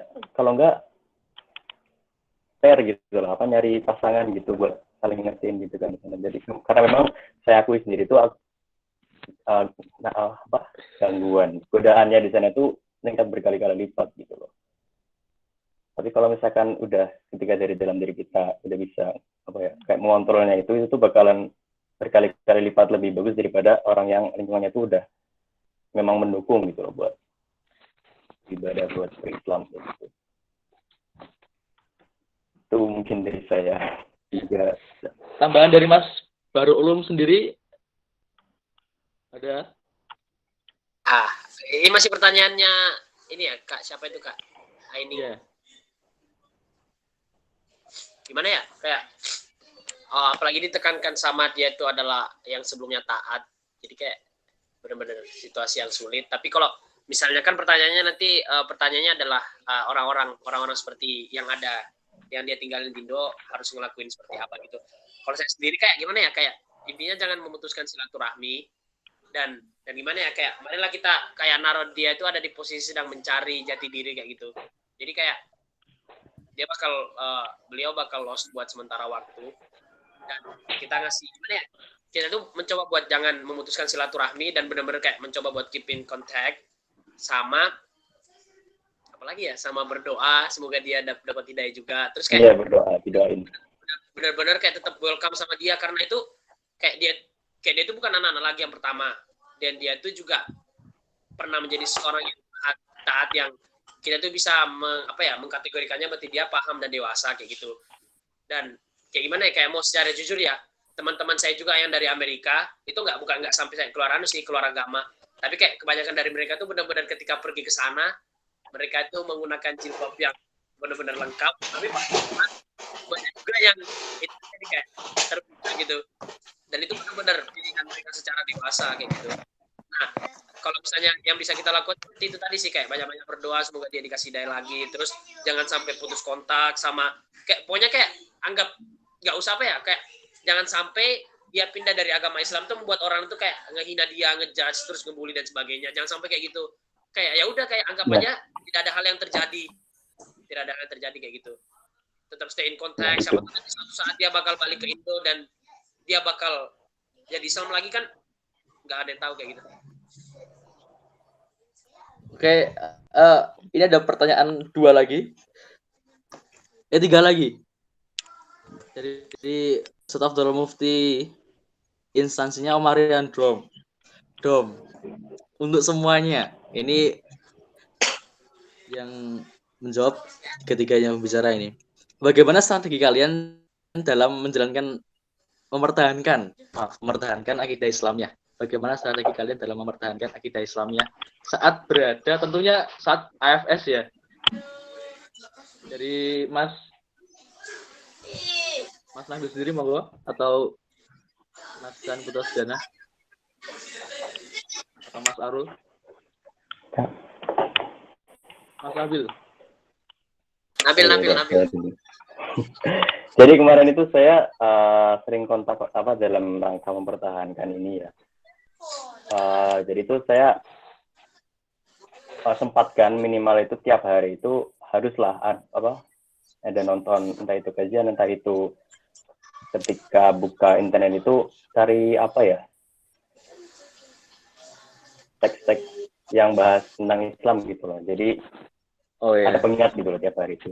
Dan kemudian yang kedua itu saya selalu kontak-kontakan gitu sama, kalau kemarin itu saya kontak-kontakan sama Kak Sidik Beni yang lagi di Sudan itu. Saya minta itu setiap hari nasihatnya gitu kan. Sama ketika saya lagi ngedown banget, lagi pusing banget gitu kan, lagi goyah lah, saya teleponan sama Kak Sidik gitu, Kak ini gimana, dan dikuatin lagi gitu, jadi tetap semangat gitu. Dan itu juga saya kontakkan sama Ustadz Solihin, ya beliau nasihatin saya segala macam gitu. Itu sih yang bikin saya bisa tetap teguh memegang prinsipnya gitu, prinsip akidah Islam gitu. Akidah Islamnya ya tentunya. Saya mau geser ke Mas Dan Putra. Gimana tanggapannya dari pertanyaan Ustadz Afdol? Kalau saya kurang lebih sama sih Ustadz. Jadi saya tetap kontak-kontakan. Kalau saya dulu biasanya lebih ke Ustadz Sanusi. Jadi ketika ada masalah, bingung ini sholat Jumatnya boleh atau enggak saya ninggalin sholat Jumat, atau misalkan Ustadz gimana kalau sholat saya sekarang semakin kok tidak dapat waktu, saya selalu konsultasi ke Ustadz Sanusi kalau zaman itu. Terus yang kedua, saya tetap sering tetap sering berkumpul sama orang-orang yang sama-sama Muslim. Jadi saya nyempatin paling enggak ya sebulan sekali bisa sholat maghrib di masjid, atau saya sebulan sekali tetap ketemu teman saya, tetap ketemu teman Indonesia. Lingkungan Muslim. Cerita sama teman Indonesia, jadi kan timbul rasa malu kalau tiba-tiba saya yang dikenal anak pesantren terus berubah kayak gitu. Jadi tetap ada teman-teman yang jaga kayak gitu sih, kurang lebih gitu.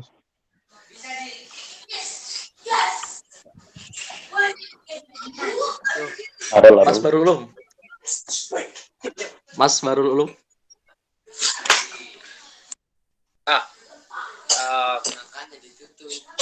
Akidah Islamnya ya, menjaga akidah Islamnya. Apakah akidah Anda terjaga selama di Amerika itu? Oh iya, silakan. Ya, terjaga. Jadi kayak ini tuh pertanyaan yang sulit juga ya. Soalnya godaan di sekolah-sekolah kayak Amerika itu bener-bener godaannya itu lahir dan batin. Jadi kayak saya punya cerita nih, saya kan di sana mainnya locker. Jadi kayak kita tuh berangkat sekolah itu nggak bawa tas, nggak bawa apa-apa. Sampai sekolah nanti tinggal buka locker. terus nanti ambil barang-barang yang dibutuhin, ya udah pergi ke kelas. Nanti kalau tiap pergantian kelas itu bakal ke locker lagi ambil buku yang dibutuhin masuk ke kelas. Nah, tiap pagi kan kita ngambil buku tuh di kelas. Nah, kebetulan di sebelahnya locker saya itu adalah teman saya, salah satu teman baik saya, cewek kan, orang Amerika, native-nya Amerika. Dan dia itu punya pacarnya teman saya juga, satu tim basket kan. Nah, pokoknya adalah pemandangan yang betul-betul normal itu tiap pagi mereka benar-benar kayak melakukan hal yang itu tuh nggak sepantasnya buat itu. Paham, seperti itulah. Ya. Ya, itulah pokoknya. Itulah. Dan itu tuh benar-benar apa ya? Pokoknya hari pertama saya datang sekolah itu langsung kayak, oh, astagfirullah. Pokoknya hari pertama hari pertama sekolah kan, dan saya betul-betul kayak masih awam juga tentang Amerika dan sebagainya, dan itu kayak wow. Dan orang tua saya juga termasuk ayah ibu angkat yang ada di rumah tuh juga kayak ketika mereka melakukan hal seperti itu kan, dan di depan anak-anaknya, dan saya itu kayak gini loh, kayak nutup mata gitu kan, kayak mereka tuh kayak risih gitu loh, kayak kamu ngapain nutup mata gitu loh, kayak terus saya bilang oh saya nggak pernah ngelihat orang kayak gitu sebelumnya, maksudnya di depan umum, bahkan hidup saya orang tua saya udah nggak pernah lihat gitu. Dan mereka bilang kayak mereka tuh langsung tertarik gitu loh, kayak mereka tuh bahkan nanya kayak, terus gimana dong caranya orang Indonesia itu menggambarkan rasa cinta mereka ke pasangan mereka kalau nggak kayak gitu. Terus saya langsung speechless gitu, kayak nggak bisa berlanjut kayak gitu. Nah, kayak Cara menjaganya? Maksudnya gimana ya, kayak emang budaya Indonesia itu udah nggak bisa kayak gitu loh. Nah, salah satu menjaga akidah itu betul-betul tantangan yang sulit juga di sana, kayak gimana harus nata sholat 5 waktu. Terus kalau sholat duhur sama kayak Kak Putra juga harus izin ke UKS, dan hal yang sulit itu adalah karena sekolah di Amerika itu memisahkan antara agama dan sekolah. Jadi saya nggak boleh ketahuan sama direktur saya kalau misalnya direktur sekolah, kalau misalnya saya lagi sholat, karena kalau ketahuan itu bisa kena hukum kayak gitu. Akhirnya saya kompromi sama susternya doang. Menjaga sholat yang penting ya. Yang lain ya kalau saya sholat.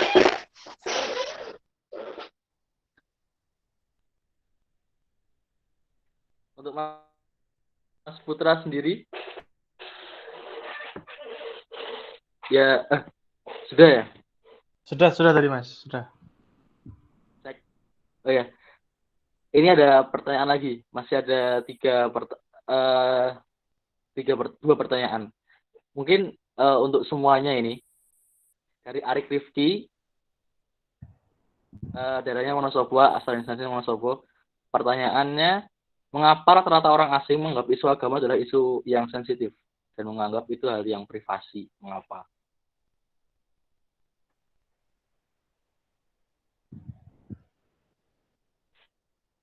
Siapa ini? Ini bisa dijawab dari ketiganya. Dari Mas siapa dulu? Saya mungkin bisa duluan. Saja, nggak apa-apa. Jadi kalau saya nganggapnya ini itu bukan cuma di agama sih, tapi di banyak hal. Masalah umur, masalah pekerjaan, segala macam itu adalah hal privasi. Jadi menurut saya itu karena orang luar negeri itu sangat-sangat individualis. Bahkan sama tetangga pun mereka nggak kenal kayak gitu. Jadi kayak menganggap banyak hal privasi yang nggak perlu orang lain tahu aja, gitu. Dan agama adalah salah satunya. Pilihan pribadi yang nggak perlu orang tahu, seperti umur, seperti pekerjaan, gitu-gitu. Karena mereka individualisasi kalau menurut saya. Itu. Singkat. Karena mereka mementingkan diri sendiri gitu ya? Ya.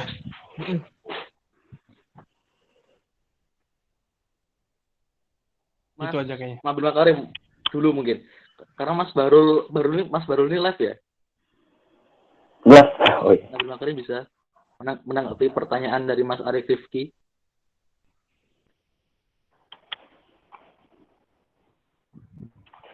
Oh ya, jadi kalau orang Jepang sendiri itu nggak cuma di Jepang doang sih.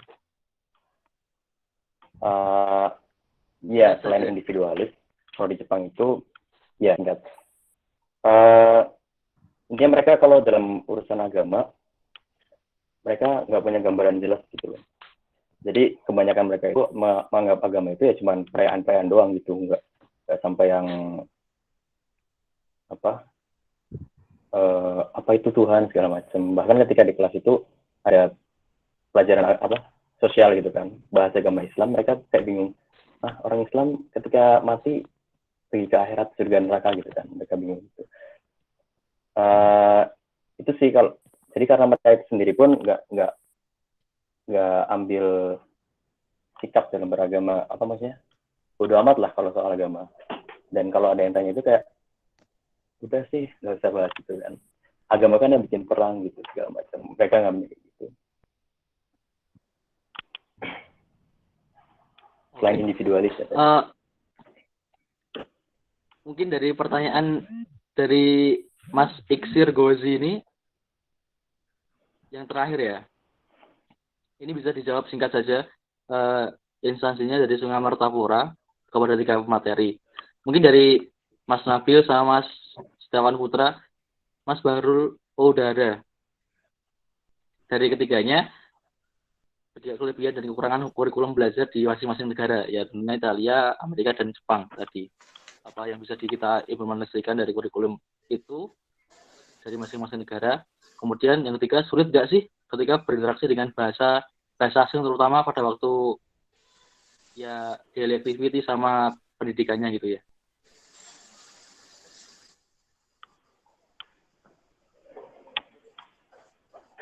Mungkin dari langsung dari aja. Iya, Mas Nabil. Kalau dari Jepang itu kelebihannya pertama ya kurikulumnya mereka ini nggak terlalu membebani ke siswa gitu. Jadi meskipun nilainya cukup nggak cukup tetap naik kelas gitu loh. Itu sih kelebihannya, karena mereka nggak ngambil dari sudut pandang doang gitu kalau buat buat membantu siswa itu, tapi misalkan dia ada kelebihan apa itu diapresiasi gitu loh. Nggak cuman nggak terus semua dipukul rata gitu loh. Itu terus kekurangannya ya kekurangannya apa ya,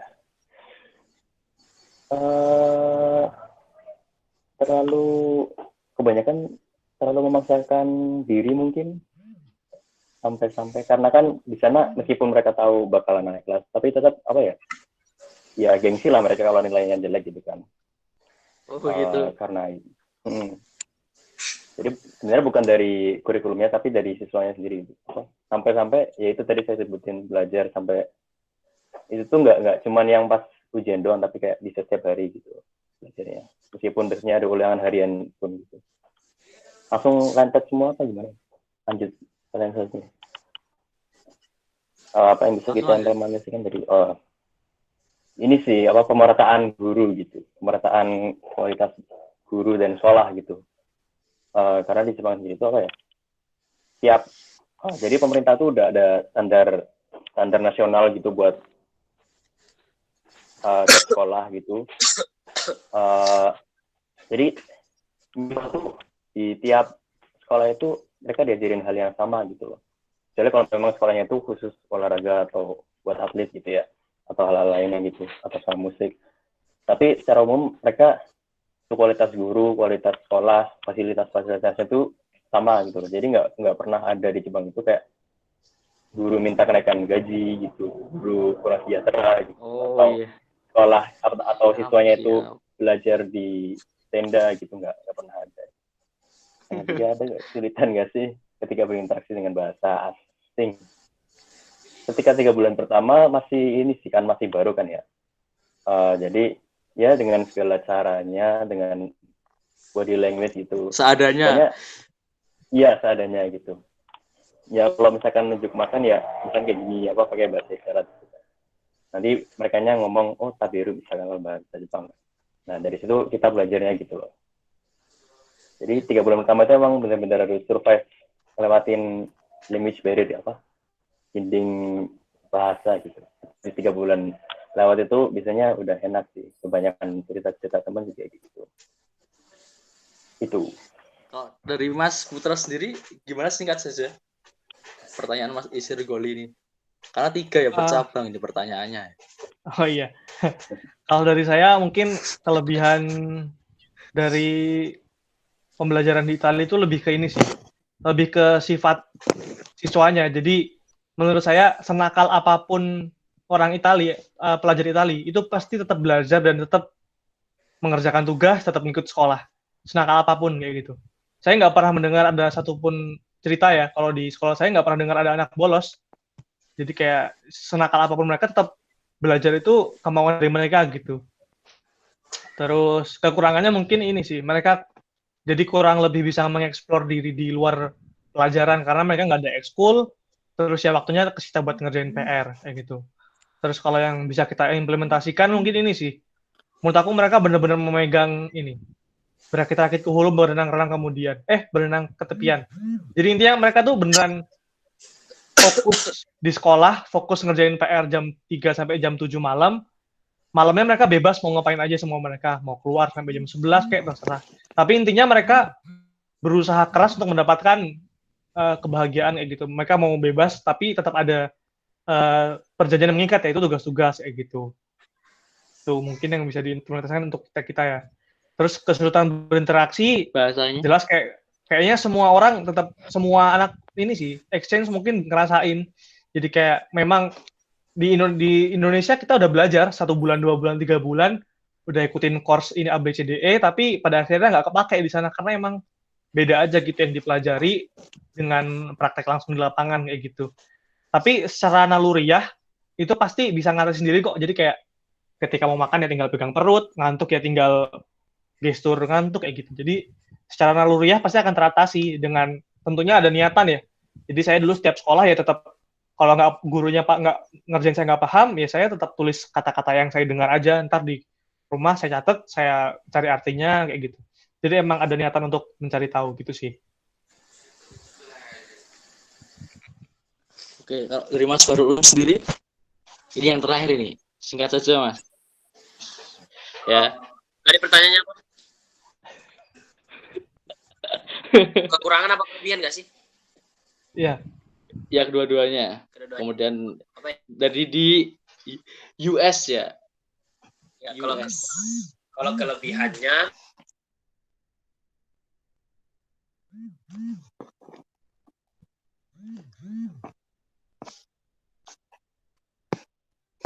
Halo Mas Farul.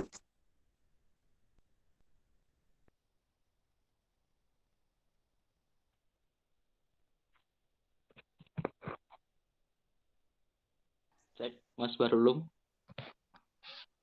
Putus-putus ya? Jaringan kayaknya.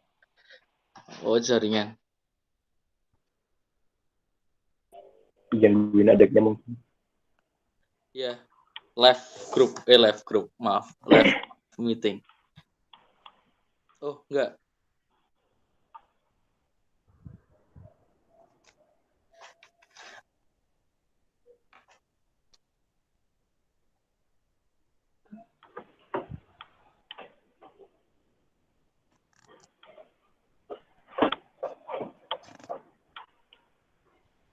Itu live deh.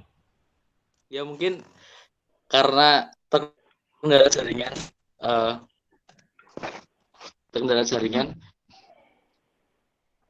langsung saja masuk kesimpulan ya. Mungkin saya bisa sedikit memberikan sebuah kata-kata atau kesimpulan pada suatu penelitian. Diselenggarakan sebuah instansi, atau saya nggak membicarakan instansinya, tapi ada sebuah penelitian di instansi itu tentang pemikiran di Indonesia. Mereka berkesimpulan bahwa yang di minoritas itu malah kita menemukan Islam di situ gitu loh. Yang intinya negara yang minoritas, misalnya Italia, Jepang, itu malah lebih Islami daripada negeri Arab, Indonesia sendiri seperti itu. Nah, itu bisa menjadi sentilan bagi kita sendiri. Kalau seperti itu, tanggapan bagi Mas Dan Putra seperti apa? Sekaligus closing statement gitu, sama Mas Nabil Makarim juga. Kalau dari saya sih mungkin ini ya, mau mengutip ulang perkataannya Pak Anies Baswedan, karena memang dulu beliau juga pernah merasakan jadi saya. Jadi menjadi minoritas tuh beneran pengalaman yang perlu kita semua rasakan kayak gitu, karena beneran kerasa bagaimana kita menemukan diri kita secara ikhlas kayak gitu, secara apa ya, dari benar dari dalam diri kita beribadah karena kita mau, kita belajar karena kita mau, karena ketika pertama kali menginjakkan diri saya di Italia, itu orang-orang sekitar saya udah pernah bilang, di sini kamu bebas memilih identitas yang kamu mau, kamu bisa jadi anak nakal, kamu bisa jadi anak pintar, mau jadi anak soleh, itu bilang kamu karena nggak ada yang ngelawan, nggak ada yang marahin kamu di sini. Nah, dari situlah sebenarnya muncul apa ya, beneran pencarian jati diri kita. Sebenarnya kita tuh emang maunya seperti apa, dan itu sih. Jadi lebih tulus dalam beribadah gitu. Dan memang terbukti ketika dikatakan mungkin di Jepang, di Italia lebih Islam dari negara Islam, ya karena memang tereliminasi orang-orang yang hanya beragama karena sebatas KTP atau sebatas paksaan kayak gitu. Itu sih. Oh. Dan orang yang bisa melewati itu adalah orang yang terpilih gitu ya. Betul. Menurut saya seperti itu. Kalau dari Mas Nabil sendiri tadi seperti apa tanggapannya? Secara umum atau dari Baru- sudut pandang Islamnya nih? Dua-duanya nggak apa-apa, silakan. Mas Oke, Barulum kalau bisa dihidupkan. kalau misalkan ada orang yang bilang Singkat aja. negara Jepang, negara minoritas itu lebih Islami dari Islam, maksudnya secara umum ya, entah itu dari aturannya, atau disiplinan masyarakatnya. Islam itu nggak cuman dari luarnya doang gitu loh, tapi kan ada akidah, ada Al-Quran, dan maksudnya intinya tuh ya nggak cuman itu loh yang dilihat tuh. Islam itu ya ada syariatnya dan yang lain apa dan sebagainya gitu dalam Islam tuh. Tentang ibadahnya tadi ya, dari Mas Putra tadi ya. Iya. Ya ibadah juga kan ada. Gimana itu sekali lagi jadi sentuhan buat kita. Kenapa orang yang bahkan nggak kenal Tuhan sekalipun bisa lebih bagus dalam kesehariannya, bisa jadi apa? Intinya mereka dalam bersikap kepada manusia, kepada alam itu bisa lebih baik gitu lah. Itu sentilan banget. Singkat aja Mas. Oke, maaf. Terus kalau dari Islamnya ya sama kayak yang Kak Putra bilang tadi, itu tuh bakalan tereliminasi secara alami gitu. Yang beneran Islam, yang beneran dia pengen mempertahankan Islam, sama yang ya dia karena pengen cari yang baru, coba-coba dan sebagainya gitu. Begitu sih. Kalau dari Mas Arul, singkat saja. Langsung aja ya. Jadi kayak benar-benar kalau misalnya saya dapat kesimpulan, kalau misalnya saya malah menemukan Indonesia tuh jauh dari Indonesia. Terus saya baru menemukan Islam di tempat yang malah itu benar-benar nggak ada orang Islam kayak gitu. Terus saya benar-benar belajar gimana menempatkan sesuatu pada tempatnya, gimana kita tuh harus paham kayak kapan kita harus menggunakan cara dakwah seperti ini, cara seperti itu dan sebagainya. Terus yang terakhir, sebenarnya kata minoritas ini gimana ya? Kata minoritas itu bisa berarti banyak. Jadi bukan berarti kalau misalnya kita mau ngetes kita secinta apa kita sama Indonesia, bukan berarti ketika kita mau ngetes secinta apa kita sebagai seorang Muslim, kita harus tinggal di tempat yang dimana kita itu adalah minoritas. Tapi minoritas ini berarti zona nyaman. Jadi untuk teman-teman yang benar-benar mau ngerasain gimana cinta sama sesuatu itu, tinggal di zona nyaman sih kayak gitu. Jadi kayak kita bakal menemukan mana sebenarnya dari orang-orang yang kita tinggalkan tuh ya ketika kita udah keluar dari zona nyaman kayak gitu. Oke. Itu pemaparan ya, kesimpulan dari pembicara kita bertiga. Sangat luar biasa. Ya karena waktu sudah menunjukkan 21.45, terlewat 15 menit untuk penutupan. Terima kasih kepada para peserta dan pembicara. Terima kasih Mas Tan Putra Sudana. Terima kasih Mas Barulum, Mas Nabil Makarim sudah bersedia menjadi pembicara di Rasidi Circle diskusi berjamaah. Sama-sama. Terima kasih juga teman-teman kamu dengerin. Assalamualaikum arigato. Oke. Thank you very much. Sama kalau misalnya bentar kapis. Iya. Kalau misalnya ada yang benar-benar belum masuk gitu, kalau bisa langsung di PC kita bertiga juga nggak apa-apa kok. Siap. Betul. Ya, Nah. ada pertanyaan. Kita bakal senang banget. Kalau misal ada yang belum masuk bisa ditutup bisa ya. Kalau mau ikutin perjalanan, oke guys. Oke. Saya sebagai moderator izin mengundur diri untuk diskusi kali ini. Kurang lebihnya mohon maaf. Kekurangan datangnya dari diri saya sendiri dan kelebihan datangnya dari Allah Subhanahu wa taala. Sekian, wassalamualaikum warahmatullahi wabarakatuh. Salam. Waalaikumsalam. Teman-teman serta jajam saya Semoga bertemu lagi. luar biasa. Makasih Kak Putra, Ketemu lagi di forum. Mas Barulum, Mas Afdol sudah ngantuk. Ustadz Afdol, silahkan istirahat dulu. Kayaknya ngantuk banget Ustadz. Santrinya pada pulang ya, Dad? Dan oh ya, wah parah Putra. ya Mas Iwan Sukoco, terima kasih. Sama-sama teman-teman yang mau mendengarkan. Mas Iwan Sukoco luar biasa, Mas Iwan Sukoco. Mas Afdol juga di tengah-tengah kesibukannya masih menyempatkan untuk mendengarkan kami bertiga adik-adik kelasnya. Ini luar biasa loh Mas Ustadz Afdol ini. Ya.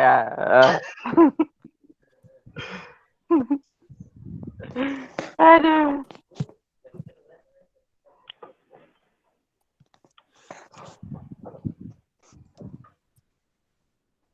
Ya, terima kasih yang masih hadir. Langsung ya. Mas Barulum sudah pamit ya? Sudah pamit. Sudah. Kalau mau dilanjut, monggo Mas Putra, Mas Nabil Makarim. Oh, tadi mau bilangnya Bung ya, tapi izin tadi. Nopo. Ini masih direkam soalnya itu loh. Waduh, rek. Korek. Dikat nanti. Ya. Ustadz Afdol di mana nih, Ustadz? Di asrama, Ustadz? Di asrama ini, di asrama. Oh, nggak pulang, Ustadz? Nggak akan keluarga? Udah pulang, Pak. Udah kembali udah ini. balik. Udah kembali, Masya Oh, Allah. disuruh balik. Panggilan. Mengabdi ya, harusnya PBDB. Iya. Udah selesai. Oh, udah selesai. Udah. Iya, sebentar. Oke. Ya, kepada Azam atau Abizan, silakan. Waktu dan tempat saya persilakan. Baik, terima kasih. Assalamualaikum warahmatullahi wabarakatuh. Waalaikumsalam. Sebelumnya kita ucapkan jazakallahu khairul jaza kepada Mas Putra dan Mas Nabil yang sudah bersedia, dan Mas Arul ya, tapi Mas Arul udah live nggak apa-apa. Terima kasih banyak atas segala partisipasi dan ilmunya dan pengalamannya, wah, luar biasa. Jadi banyak apresiasi, alhamdulillah juga. Nah, selanjutnya ini kita akan mengevaluasi sedikit. Jadi monggo kalau misalkan Mas Nabil dan Mas Putra merasa udah cukup, boleh melanjutkan aktivitasnya. Karena setelah ini evaluasi panitia. Oh, oke. Yuk, terima kasih ya teman-teman. Semoga makin besar Sini Circle. Amin. Yo, thank you. Amin. Waalaikumsalam warahmatullahi wabarakatuh. Makasih Mas Putra. Amin. Bye-bye Minna. Assalamualaikum. Waalaikumsalam warahmatullahi wabarakatuh.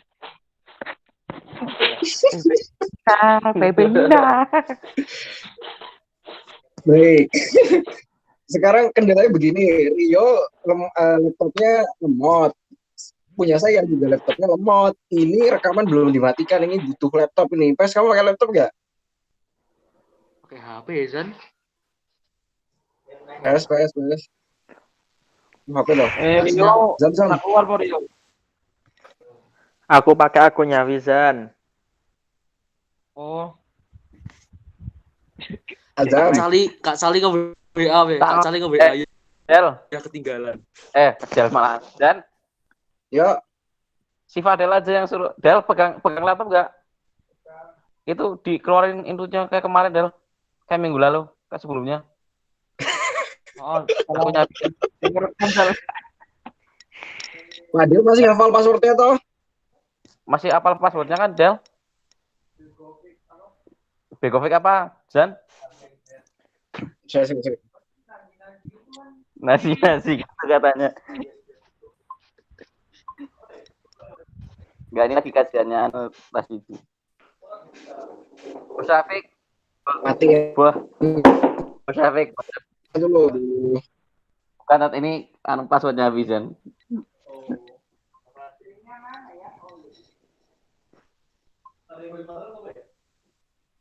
Apa ya? Oh itu. Total 2 rame dat. Direkam nih. Aduh. Ya lumayan. Kode apa? Kode meet-nya saya. Pinnya apa? Pinnya Del. Kode.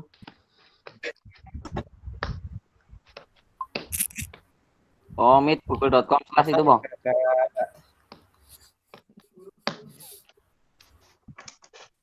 Itu loh QEI strip HJVB strip XBT.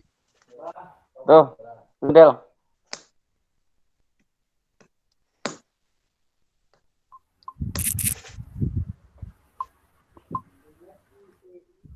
Buya. Bisa Del? Kajian Bisa nggak, Del? Muhammadiyah Jogja. Luar biasa. Lah kok udah pada keluar, Sen? Laporan, Mas. Ini kemalaman ini soalnya pas, waduh, kemes sih. Sampai jam 10 ya. Tadi ada yang 9.20 itu harusnya udah direm, kamu udah closing statement 9.20. ya itu evaluasi. Kamu apa Evaluasi. Pet? Oke, baik. Apa? Pet. Yang MI tadi udah dapat sedikit lah. Dan aku menelur aja. Ada 2. Ya Allah, aku dibatin peserta udah berapa episode coba. Ih, kok keluar masuk. Jangan Rio Yoga. Rio Bisa Yoga itu di mana Rio Yoga? Yes. Ya, Abdul monggo ini ya apa? Usulan kajian berikutnya. Ustaz Abdul dulu lah. Del. Apa? Ya. Lah ini udah masuk. Di Ya. Stop recording. Stop recording. Stop recording ya. Ya. Dia. Oke.